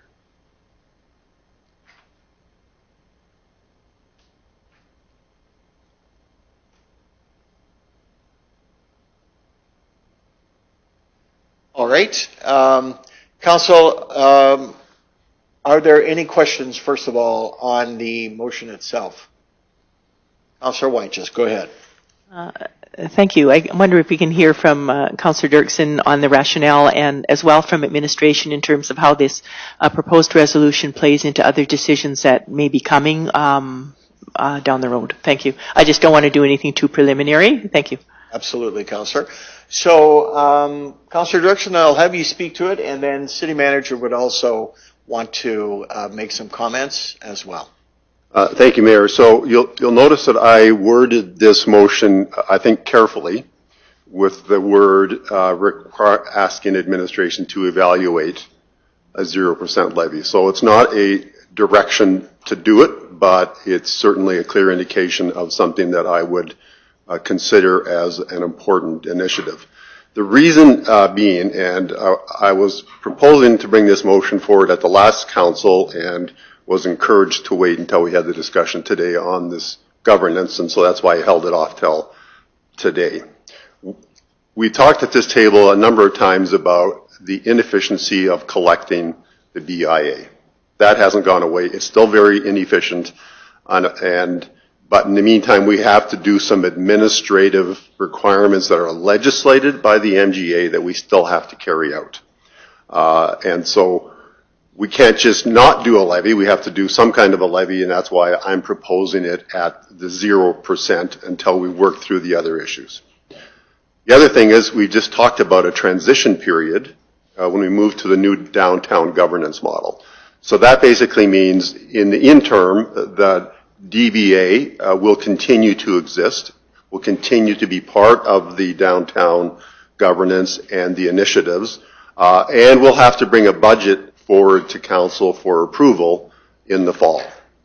Then the question comes, how is that budget funded? And so I proposed a consideration of reallocations from other downtown initiatives that may or may not be practical. That's why the evaluation is there, but it's an indication that I'm not expecting and that I'd like to see it done without just an addition to our budget. The other thing that I'll point out, in the report we just went through, it talks about incentives for downtown business.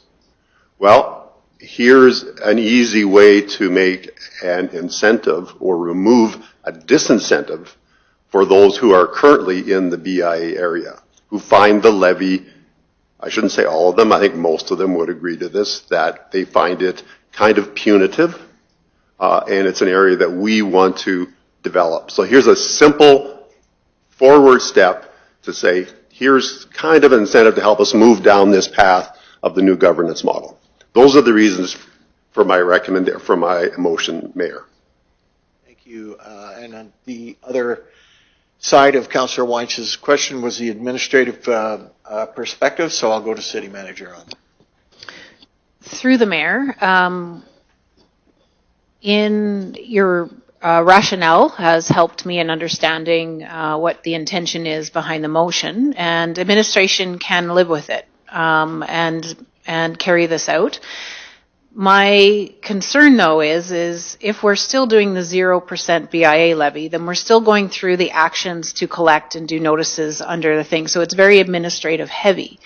So my question, if I'm allowed to ask Councillor Dirksen questions, is why not just ask for the BIA to be disestablished and to fund the DBA through other means?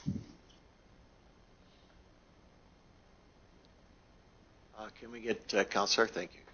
That would be my preference as well, but I think we were advised at the last council that we still have to do the levy regardless, because we have not yet disestablished the BIA, so we have to do,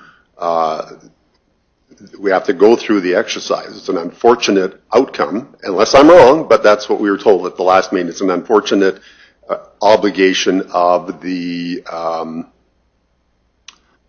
MGA. And if I'm misadvised, then I'd be happy to switch that. So through the mayor, I think there's a piece then missing from your resolution, if that's your long-term intent. So to do a 0% BIA for 2026 was proposed as an interim measure to the full disestablishment of the BIA levy. And if that's your intention, then I would add that too, so we can then prepare a timeline and to get that process started. And I'm looking to Ms. Preeden, because then that gives staff very clear direction to get that work started and to bring back a timeline to make that happen. And the 2026 0% is the interim bridging measure, is what I'm understanding. I was of the understanding that the disestablishment vote was already or would be part of the 2026 process, and I was hoping to tie the two together. So if it's clear in a motion, help me out with the wording, and I'd be happy to include that.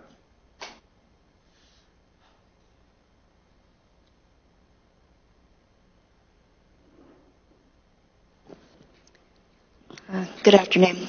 Through the mayor to members of council, there's actually two pieces there. We would probably need direction for how to handle the 2026. So if you want us to grant the money to them, we would need direction on that. And then I think we would need, it could be a separate or an and would work as well, directing us to bring back the first reading of the bylaw for disestablishment. Can we just put the and at the end of recess, Councillor? Okay, that would be a good plan. And again, I want to clarify to make sure everybody is clear. At this point, we're only talking about the BIA, not the disestablishment of the DBA. That's correct. As an entity, it remains. But it's the BIA area that we're talking about. So yes, if we can recess, Mayor, and craft that, we can do that. And from GM Perkins, so I'm just going to refer there. Go ahead. Sorry, through to all members of council, I think there's a piece of information we'd like to clarify for council before you put the and on there. And Mayor, I don't know if you want us to do that after the break or right now. I have Ms. Bayer here. So with respect to the stat, well, I'm going to go there anyway, so would you like me just to pause? Guys, as I'm understanding you, you would want Ms. Baer or you to continue with some comments first, or during the recess add these components? So when we come back from break, council, I think there's an important aspect around the status of the DBA. Once the BIA is established, I think everyone needs to be on the same page of as it affects this next part of the resolution. And we can provide that after the break. Well, Mayor, perhaps that would be important to know before we craft a motion. Sure. I didn't want to be between you and your break. Sorry for the awkwardness. So Ms. Baer can come to the podium or sit somewhere. When we disestablish the BIA, the DBA as you currently know it would cease to exist. Those two things come together. So I have Ms. Baer down at the end here, and I think it's important you understand what would happen to the DVA as organization once the BIA is disestablished. Through the mayor, what we can do at recess is reproduce the report from last council meeting. It was on page 47 that talks about that. But Ms. Baer. Certainly through the mayor to council. Ms. Perkins kind of stole my homework on that one. The bottom line is when the vote goes through on third reading to disestablish the BIA, the DBA ceases to exist. Should they wish as a board to reinvent themselves and register themselves under the Societies Act, they can do that, set their purposes, and figure out how to rise from the ashes. But it is a full swoop once we disestablish through third reading of a bylaw that the DVA automatically ceases to exist. And so there has to be a period of time and a process built in for a creation of a new entity to step forward and probably fill much of the same space as we've been discussing. But let's not lose sight of that. Okay, that's helpful information. I thought it could carry on. But so now we'll take the break and digest that. All right, council, we'll come back from break in 5 minutes. Would that work? Or, well, sorry? Yeah, just 5 minutes. All right, that sounds good. So see you, council, at about 17 minutes to or so.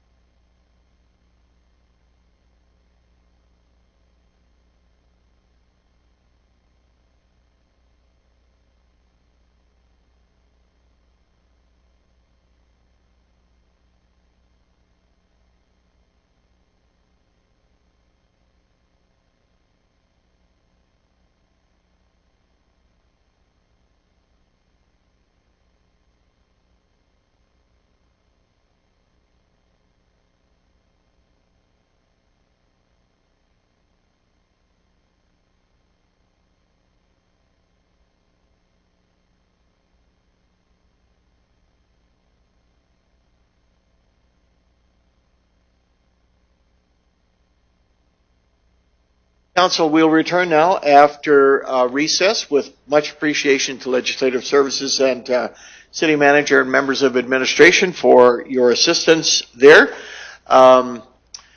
If we could bring the original motion of Councillor Dirksen up, I will go to... Sorry, City Clerk. Oh, the seconder, yeah. I'll just go to Councillor Dirksen and get his perspective for Council. Mayor, I appreciate the opportunity to discuss this motion with Legislative Services and some of my colleagues. And I'm going to ask my colleagues to consent to having me withdraw this motion and referring it to Committee of the Whole for further discussion. Because I think what's happened today is we realize that the waters aren't quite as clear as I had expected they would be, and we need to sort through this to make sure we know the direction that we're taking. Thank you, Councillor. So, Council, I'm just getting some head nods on general consensus, so thank you. That passes through general consensus. So we'll now consider this motion withdrawn by general consensus, and there's a subsequent motion coming. So if we could bring that. And that's moved by Councillor Dirksen. Having considered the report, refers the levy discussion to Committee of the Whole to understand the process and implications, etc. I'll look for a seconder, Council, and that's Councillor Lee. Thank you, Councillor, for that. Councillor Dirksen, did you have any additional? Just brief comments, Mayor. My heart's still in the right place. I'm trying to deliver some incentive to the downtown businesses, and we need to have a further discussion on process to make sure we do this properly. Ready, thank you. Council, is there any other comments or questions? Councillor Jeffries, please. My mic must want me to speak because I don't remember turning it on, but I would say I think it's important for us to recognize the work that the DBA has done and that there are staff involved, and I know Councillor Dirksen definitely acknowledges that. He often speaks of the good work that they do. So I don't feel or hear the intent of council being that we wouldn't have a DBA going forward, that it would just come about in a slightly different way. So if there's angst about that, it's not our intent, I don't believe. I'm not speaking for everyone, but I think we need to acknowledge that there's people connected to this. Thank you, Councillor Jeffries. I think that's quite accurate. Your remarks are quite accurate. All right, Council, we will call the question on the motion, please.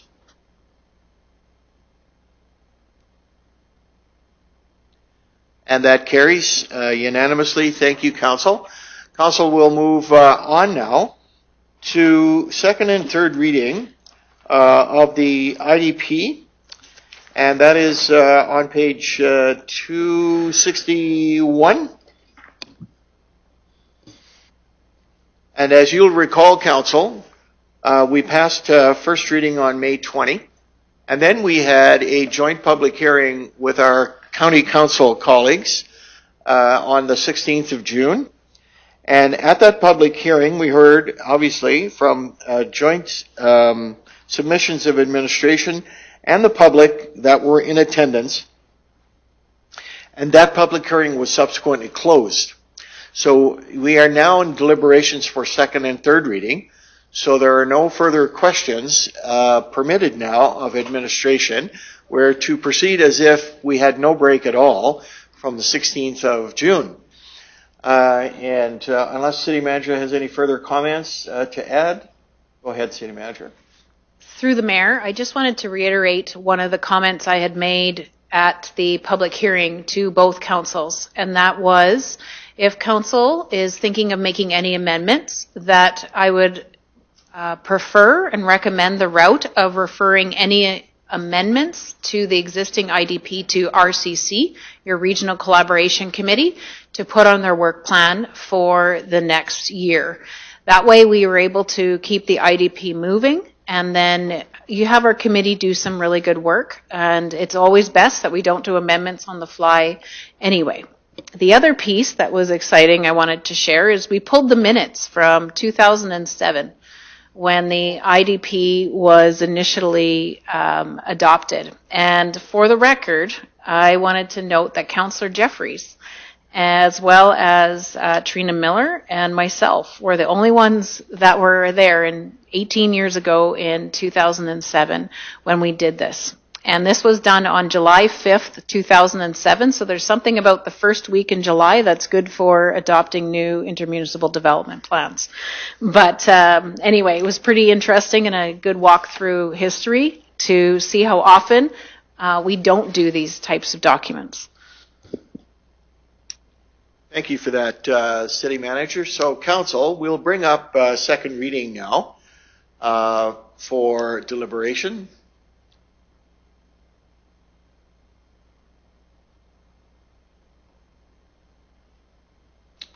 And I'm not sure who our original movers. There we are, Councillor Lee and Councillor Barnstable. Very good.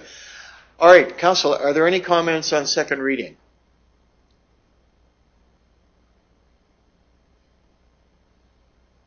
Councillor Weinches, please. Thank you, Mayor. I'm going to speak now rather than third reading. So for me, this is the culmination of focus sessions, presentations, and conversations with ourselves, with community and collaboration, and agreement, of course, with Red Deer County as we fulfill the requirement of the provincial government to have an intermunicipal development plan. I appreciated City Manager talking about the last time, July 5th, 2007. That's a long time ago, and so hence changes were needed. I support the readings and the plan before us and acknowledge and appreciate first both City and Red Deer County administrations with their work with the Regional Collaboration Committee, of which you, Mayor, sit, and Councillor Lee and I participate with the Red Deer County councillors.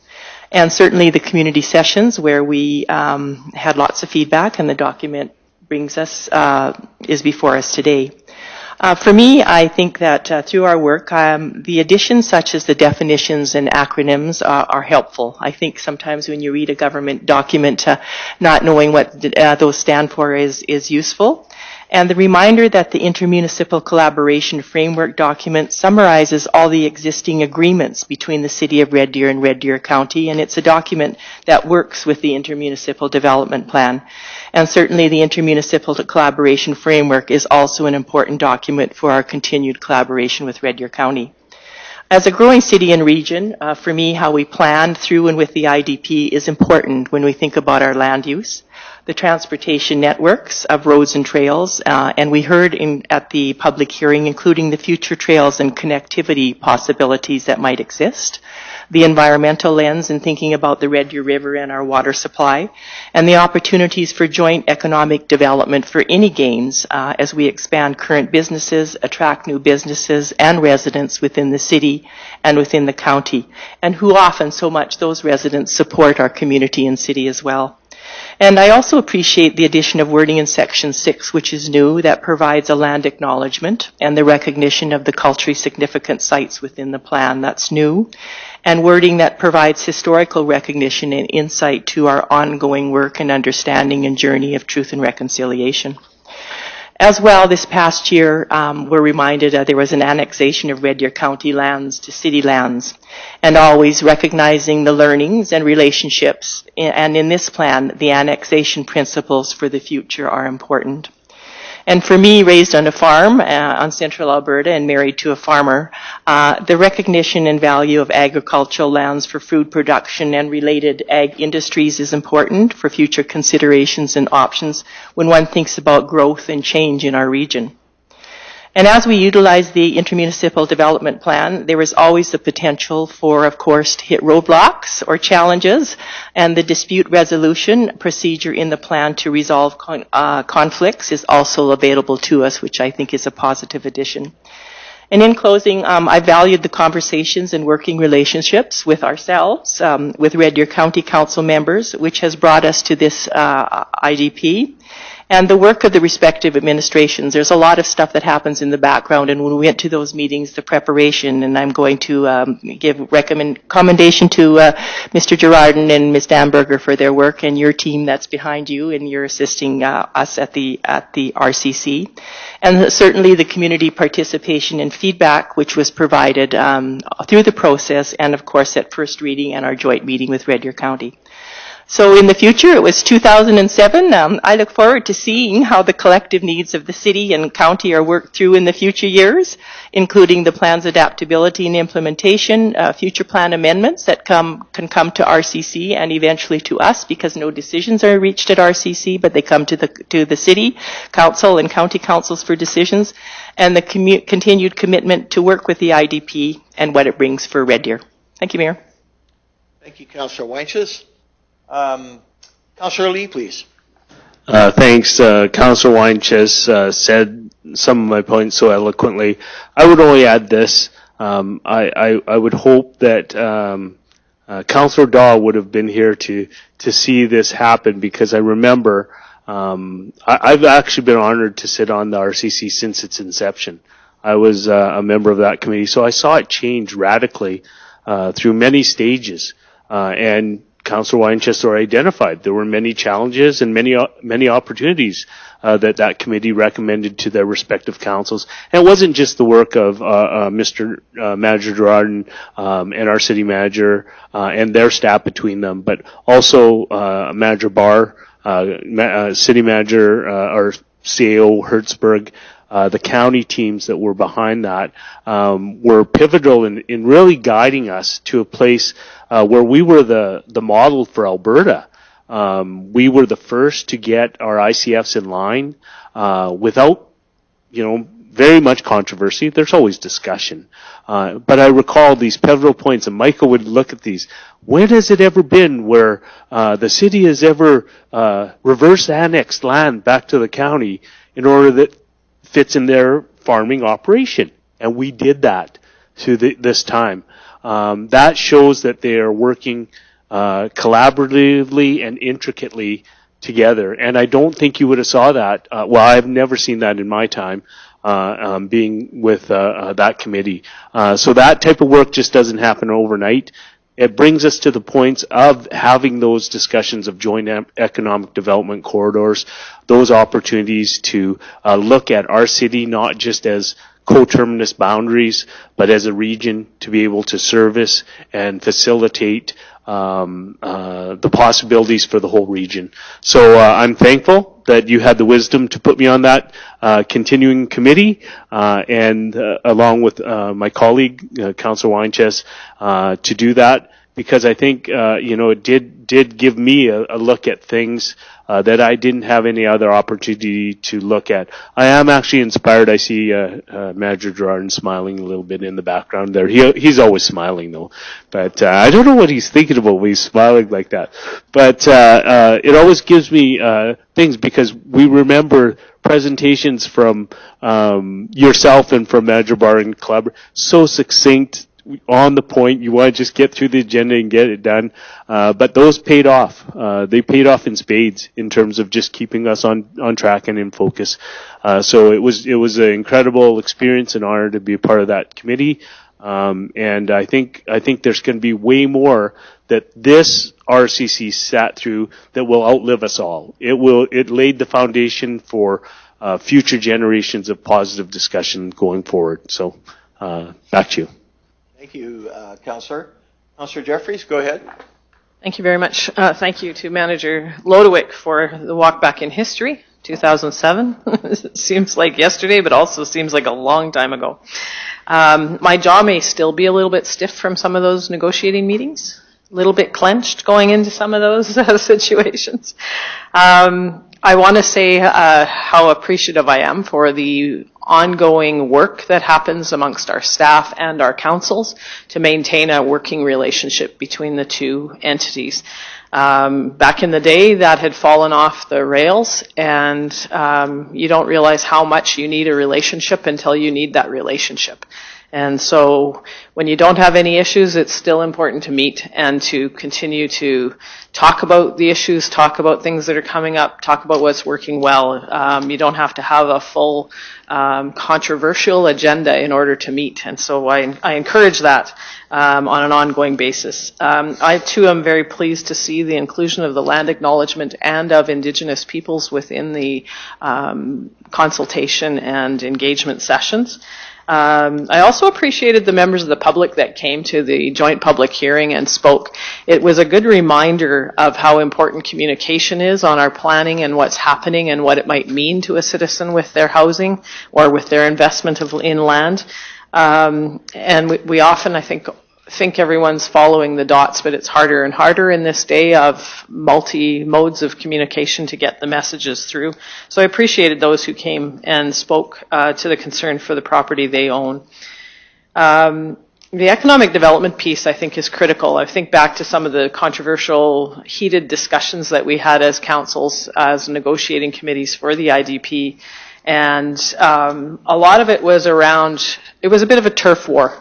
The city didn't want to lose opportunity. The county wanted opportunity. They didn't want to give us land. It was nasty. It was a terrible time in that respect.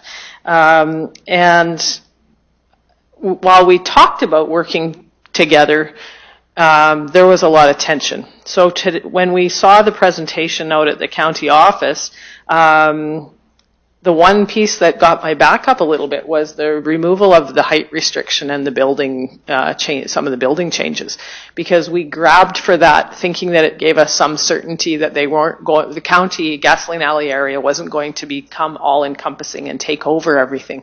Since then, of course, we've seen a number of businesses grow and develop or move to that area. And we've also seen some of the social challenges that we've seen within the city move to that area. So more reason for us to work together on some of those issues going forward. I want to thank our staff for their ongoing work, and Mr. Jordan and Ms. Damberger for their work, because they certainly do the heavy lifting and bring it to us to approve and send off for good work. So it's a piece that I think will serve us well, and that relationship, of course, continues on. So thank you. Thank you, Councillor Jeffries. All right, Council, we will call the question on second reading.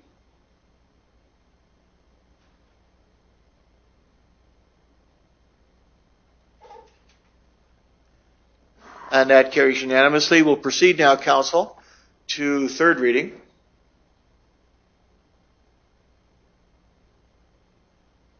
And are there councillors that wish to comment on third reading?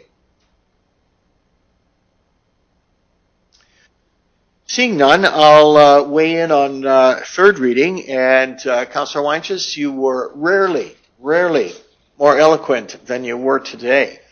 Thank you for those wonderful remarks, reminding us of the breadth of this document. I think that was very, very well put. And so I certainly appreciate that for sure.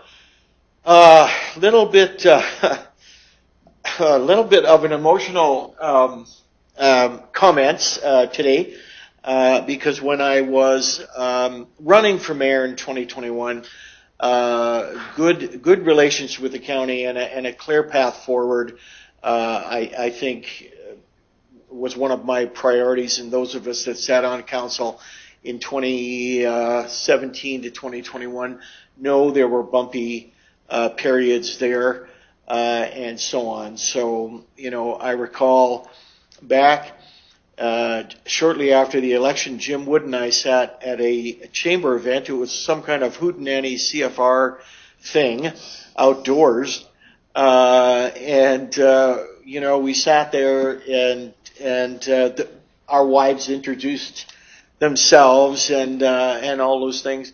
And I remember a citizen coming up and saying, "I never thought I'd see the mayors of the city and the county sitting having a hamburger on a Friday night and all that stuff. Perhaps it's a sign of something better," he said.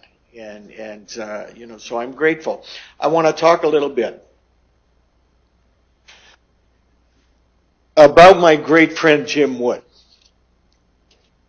And he is coming to the end of his 21 years in public life. Jim Wood was also a part of that 2007 gathering and so on. I think it behooves all of us to remember how he has contributed and shaped the county that we know today in his 21 years. It's just been outstanding. and so on. The wear and tear on him, physically, mentally, and so on. He lives in the, if I want to get to City Hall at 4.5 minutes, depending on my driving application, I can be here. Not so with Mayor Wood. And so on, So I think we need to recognize the incredible pursuit. I think when we sat down as an RCC in 2021, there was a general feeling that we couldn't get the past back, and what would the future really hold for us, and what would that look like, and how would we get there? So I'm really grateful, Councillor Lee. I'm not so sure it was much wisdom. I hope it was some wisdom on my part to take these two councillors. Thank you, councillors. You really helped me in those 4 years in putting this together and so on. Your courage and tenacity at the table shone through many times. We have a good relationship with the county. It's a great relationship and so on.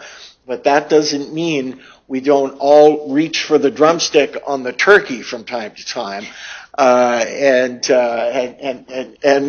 all those good things.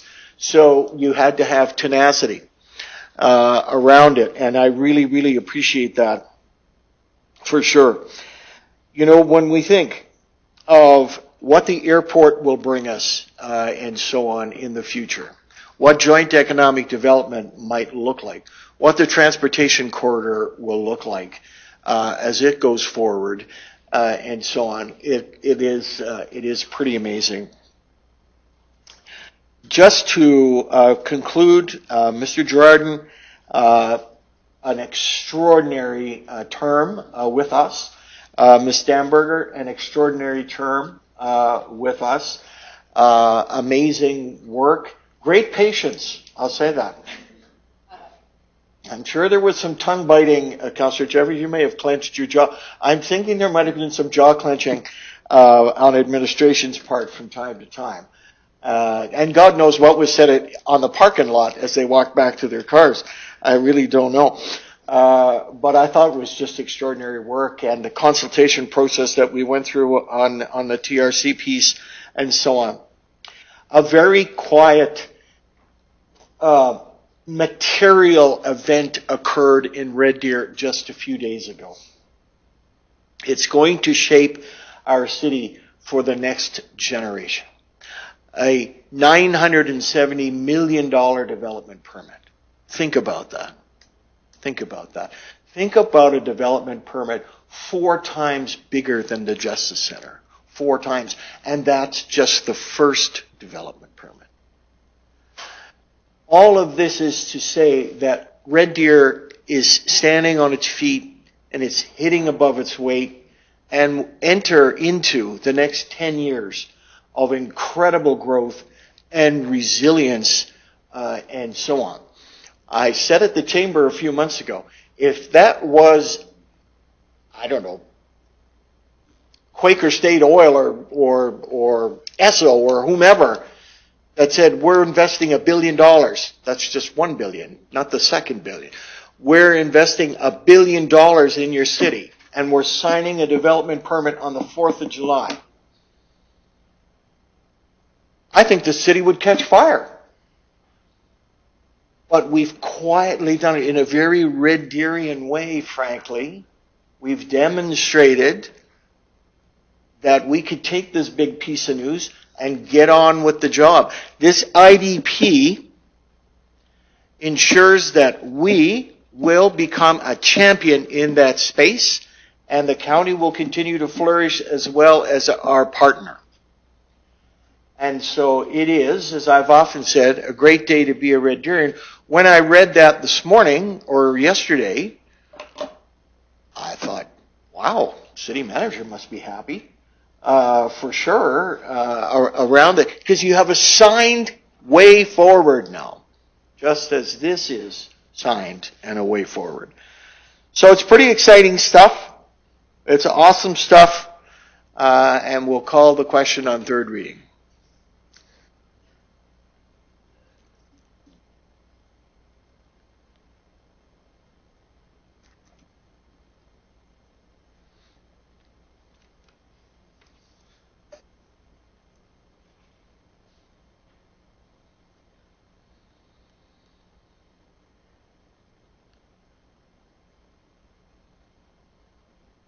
And that carries, Council. Council, you may recall we have a short piece of business to deal with in closed, just to close off that session. So I'll ask for a motion now to go to closed. Councillor Weinches, Councillor Jeffries, thank you. Seeing none opposed, I'll just ask Legislative Services.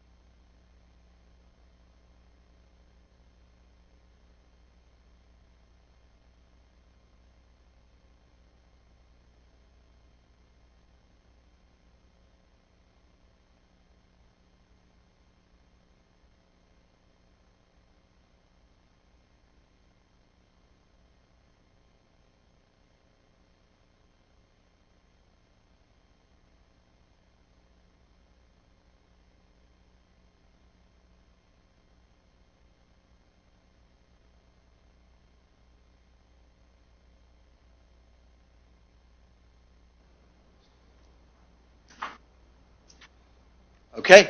Council, I've been informed we are now in open, and we have business arising from our closed. I'll just go to city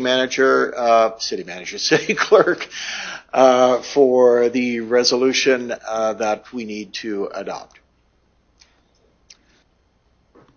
Through the mayor to members of council, I don't yet have my normal legislative crew back yet, but the motion would be to accept the briefing note into the corporate record. Thank you. We'll just have that brought up, council. That should just take a couple of minutes. Forgive me, city clerk, I got a little quick there.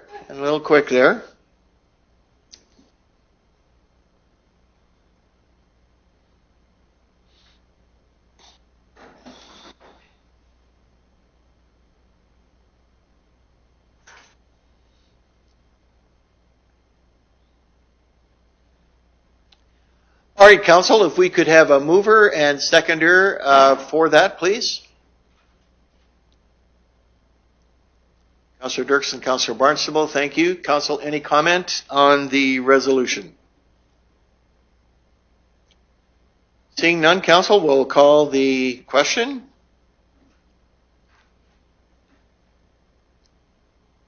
And that carries unanimously. Thank you, council.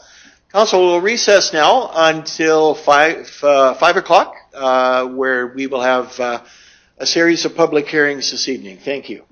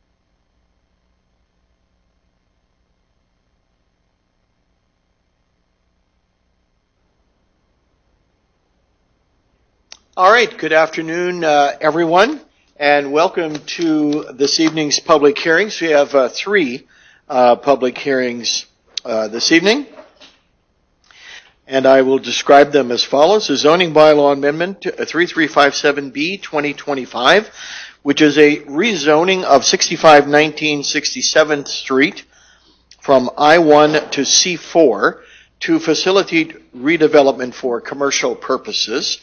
Our second is a zoning bylaw amendment 3357F, which is the rezoning of 3802 47th Street from RM to DC, or direct control, 35. And our third public hearing is a Capstone Area Redevelopment Structure Plan 3574A and zoning bylaw amendment 3357I, a rezoning of 5402 47th Street from CAP, or I'll just call it CAP PR, to CAP TD, rezoning back to the original zoning to reflect a new development opportunity.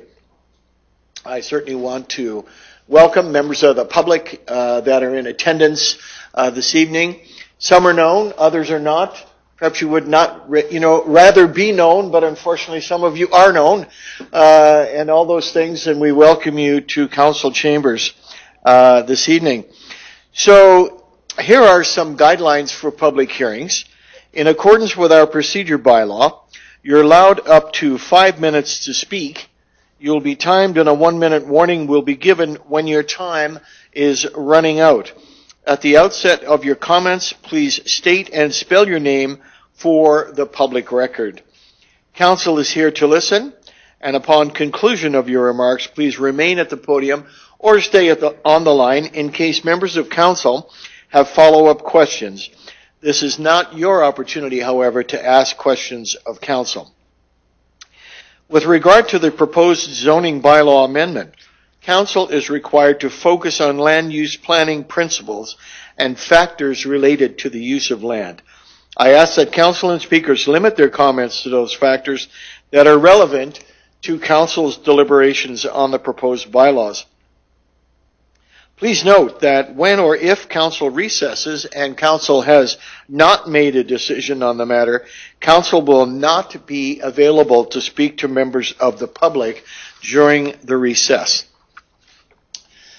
So I will now declare open a public hearing for zoning bylaw amendment 3357B 2025, which is the rezoning of 6519 67th Street from I-1 to C4 to facilitate redevelopment for commercial uses. City Manager, did you wish to introduce the topic, or I can call on Mr. Taves as the case may be?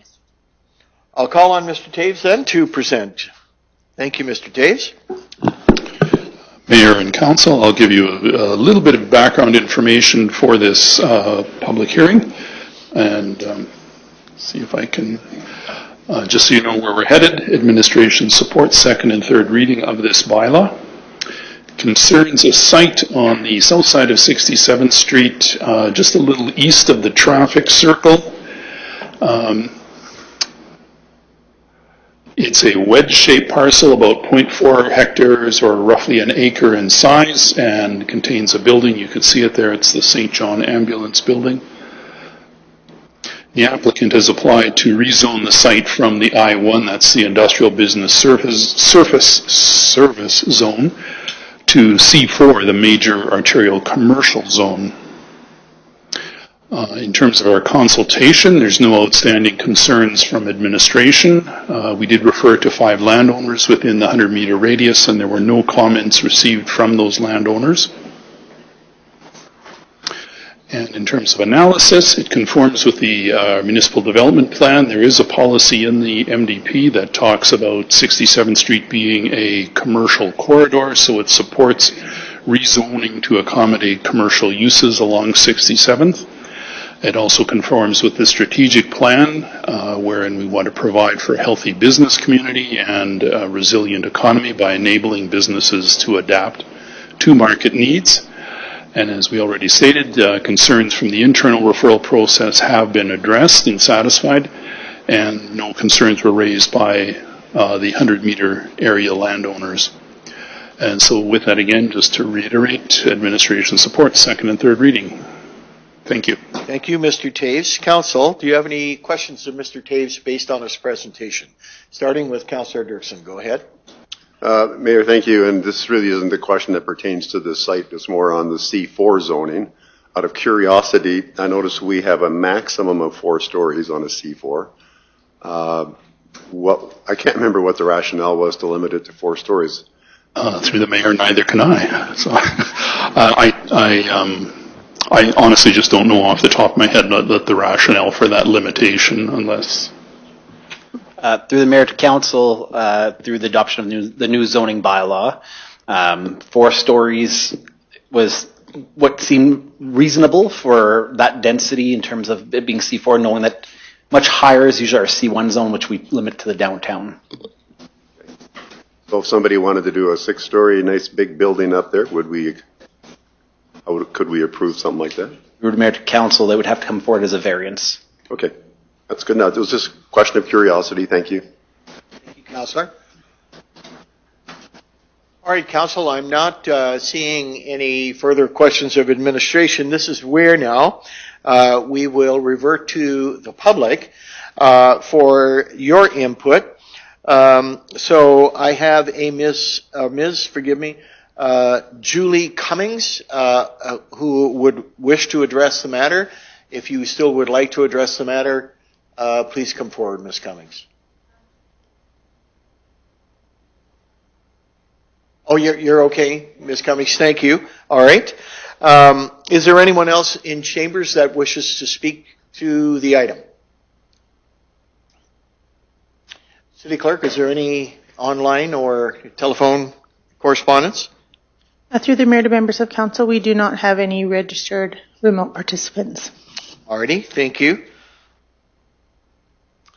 So obviously, council, we have no further questions of administration based on public input. I'll just call for the final time in chambers. Is there anyone present that would like to speak to this item? All right, thank you. I'll declare now the public hearing for this zoning bylaw amendment 3357B 2025 closed, and we will bring up the second reading, please. And Council, you'll recall this was moved by Councillor Jeffrey, seconded by Councillor Barnstable. Council, are there any comments on second reading? Seeing none, we'll call the question, Council, on second reading.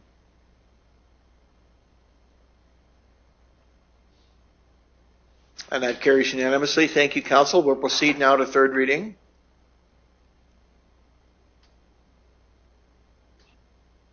Council, are there any comments on third reading? Councillor Lee, please. Thank you, Mayor Johnson. Just want to say the reason I'm in strong support of this is I've long thought of that area as an area in transition. We've seen that type of development happen and occur throughout the southeast of our city in terms of C4 zoning, C5 zoning, those sorts of initiatives. Happy to see that transition. It'll should revitalize that area in terms of allowing for those types of businesses that encourage more of the similar, those types of strip mall type developments to service that end of the town. So in strong support. Thank you. All right, Council, we'll call a question on third reading.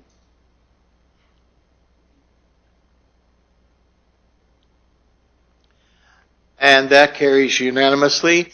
Council, that concludes that particular item.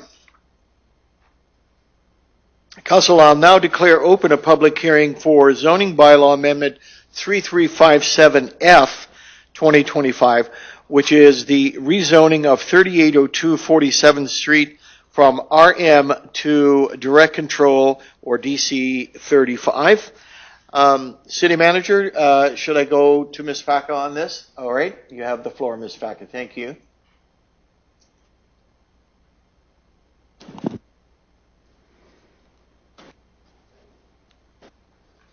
Good evening, members of council and mayor. So administration's recommendation is to support second and third reading of this bylaw. bylaw proposes to rezone 3802 47th Street from residential medium density or RM zone to direct control zone number 35, which would allow the development of a house suite in the existing duplex. This property is located in Eastview. It is on a corner lot with a lane, and it can meet the parking requirements for the suite and the main dwelling, which ultimately is 3 parking spots altogether. And the Eastview neighborhood does have the availability for additional suites. Currently, there are allowed 65 of them. Total approved is 58, which leaves 7 remaining. In January of this year, Council approved direct control zone number 35. This enables landowners of duplex properties to apply to rezone and then pursue the development of a house suite. A house suite is defined as a use consisting of a dwelling unit located within or accessory to a principal dwelling unit in the same building.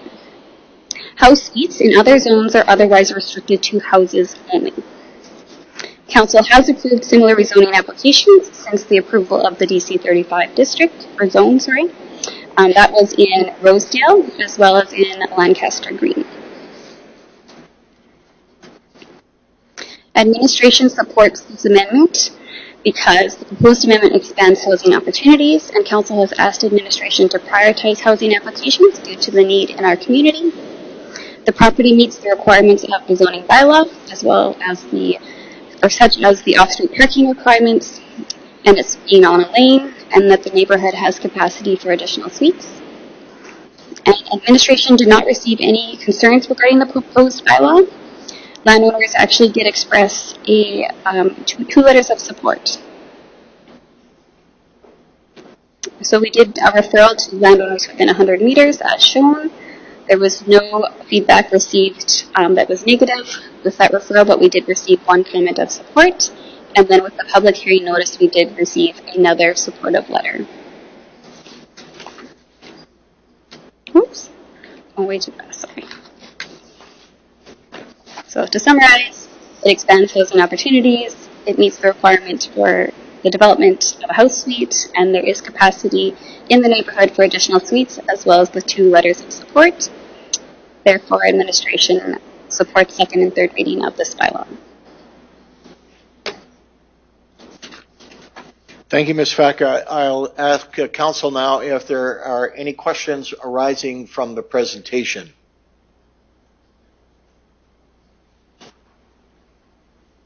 Seeing none, thank you, Ms. Facker, for your report this evening. We'll now go to the public, and I will ask, is there anyone present wishing to comment on the proposed zoning bylaw amendment 3357F?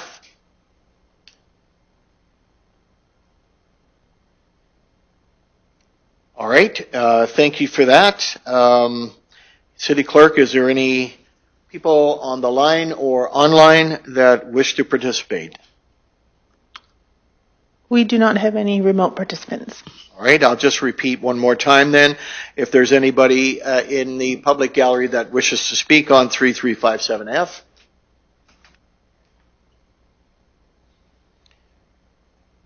Thank you for that.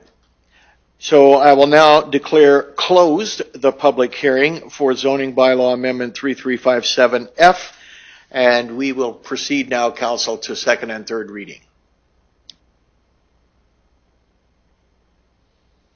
That was originally moved by Councillor Lee, seconded by Councillor Barnstable.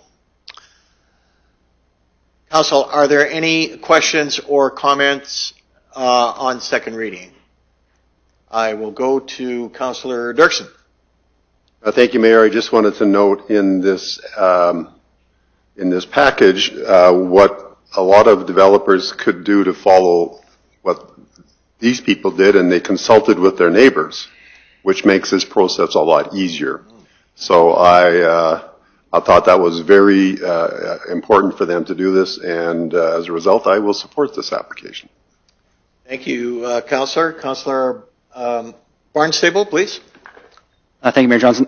I was going to say something similar to Councillor Dirksen, and just in the fact, with these, we usually have 1 or 2 people with concerns for parking or something along those lines. So it's great to see a request like this come forward and letters of support, and that everyone in that radius is a-okay with it. That's a sign of a transition of mindset of housing, the focus that's needed, and I think the developers probably putting their foot forward helped with that as well. So it's a neat to see the amount of support for something like this, when usually there's always a little bit of worry when something new is happening, but it's just rare that we get all support and no worries. So that's awesome to see. So I'll support it as well. Thank you.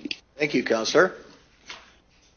All right, Council, we'll call the question then on second reading.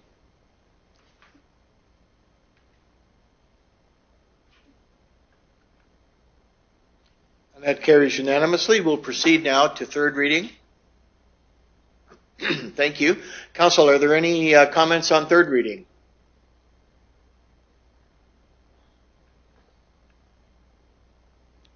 All right, we'll call the question on third reading, Council.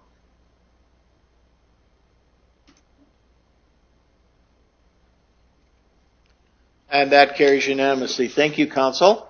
Council, we'll move on now to our final public hearing item.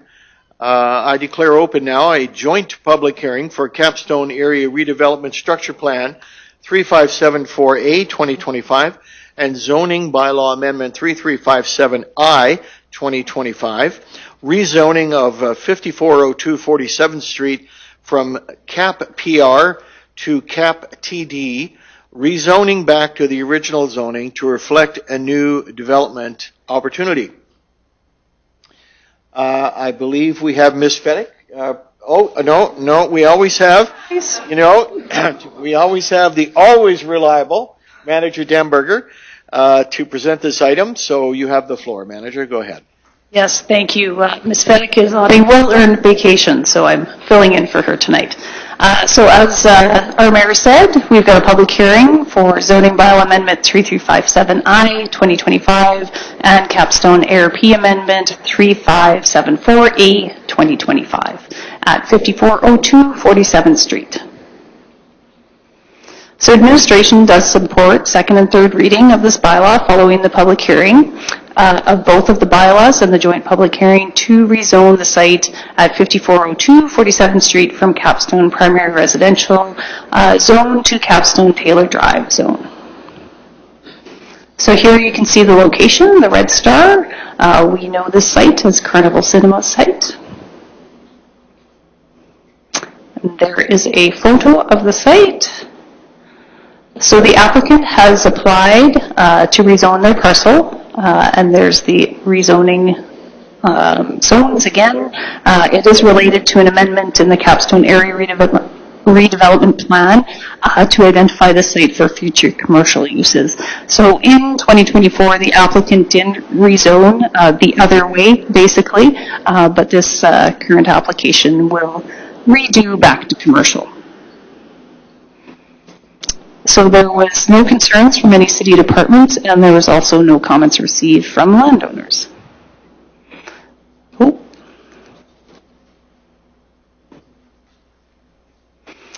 So it does align with the strategic plan, the municipal development plan, the area redevelopment plan, the economic development strategy, and there were no concerns by city departments or the public.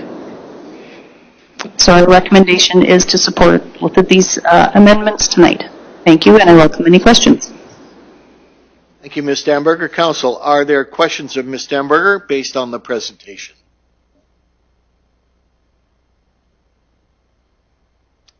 Seeing none, thank you, Ms. Damberger.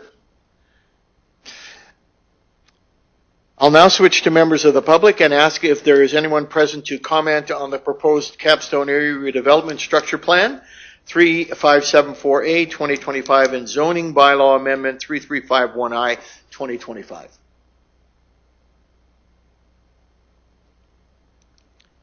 Seeing none, I'll go. Oh, it.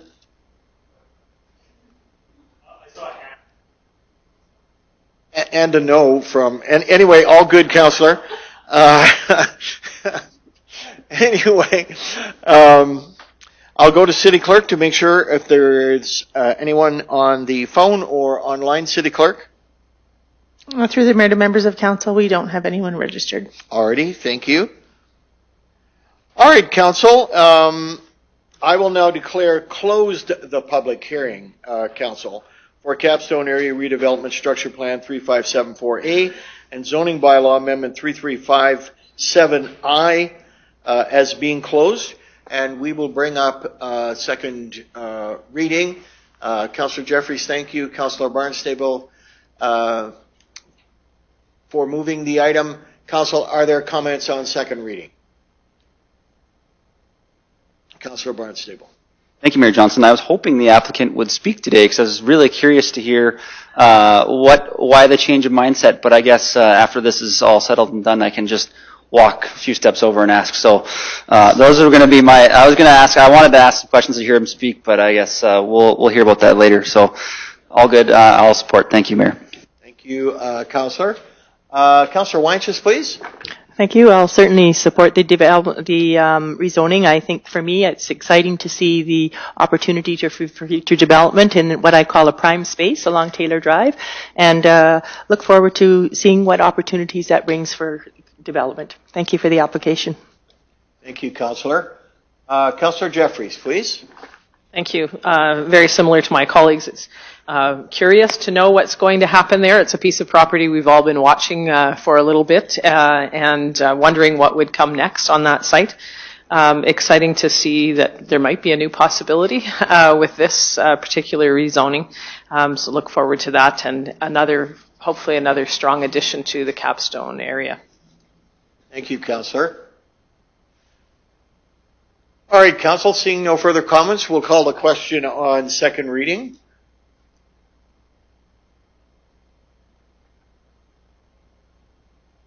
And that carries unanimously. Council will proceed now to third reading. Council, are there comments on third reading? Councillor Lee. Thank you, Mayor Johnson. Just to add, and to thank the applicant for their continued interest in our downtown area and continued investment in development there and their creativity in terms of wanting to rezone for different purposes and not giving up on that site, but wanting to continually improve what is possible down in the downtown. Thank you. Thank you, Councillor Lee. And Council, I would just like to add the appreciation, my personal appreciation, and I'm sure our community's appreciation for the long history of investment. Mr. Ramji, so great to see you in Council. Councillor Barnstable is going to come and shake your hand soon. I'm confident of that. He's already signaled it. But so great to see you in Chambers today. For many, many years, you were just a stalwart proponent of what that site could do and what that property was capable of. And you never gave up on your vision, Mr. Ramji. I will say personally, you have inspired me over the years with your attitude and your approach.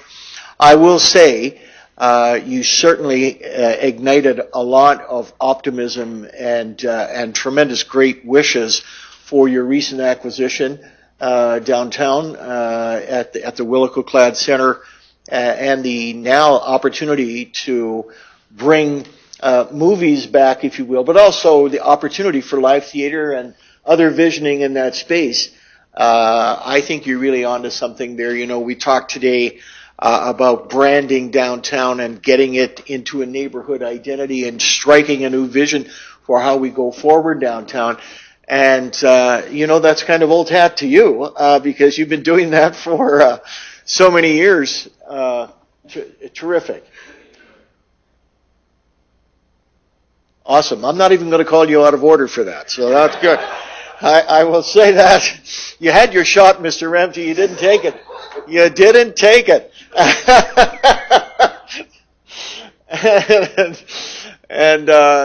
So we're grateful, for your faith and your commitment, and we wish you the best, for sure. All right, Council, we will call, Councillor Lee, I have your mic. Okay. We'll call the question on third reading, Council.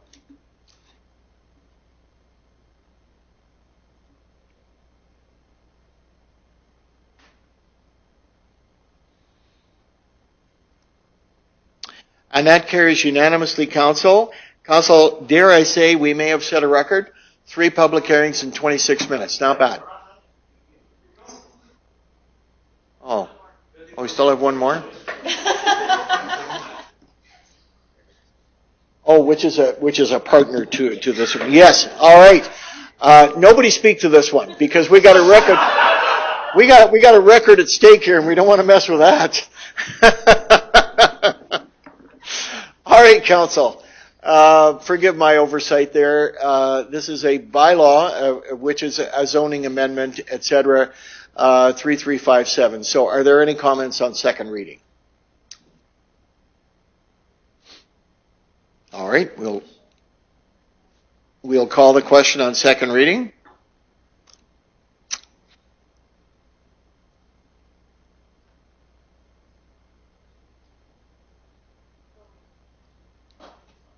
Yeah, which is I think. Yeah. I'm sorry to interrupt, Mayor. The bylaw had a 1 instead of a 9 in it. Yeah, I think we've caught it. Thank you, Mr. Jordan, for that. Let's go to third reading, Council now. And are there any? Are we good? We're good. Are there any comments, Council, on third reading? All right, seeing none, we'll call the question.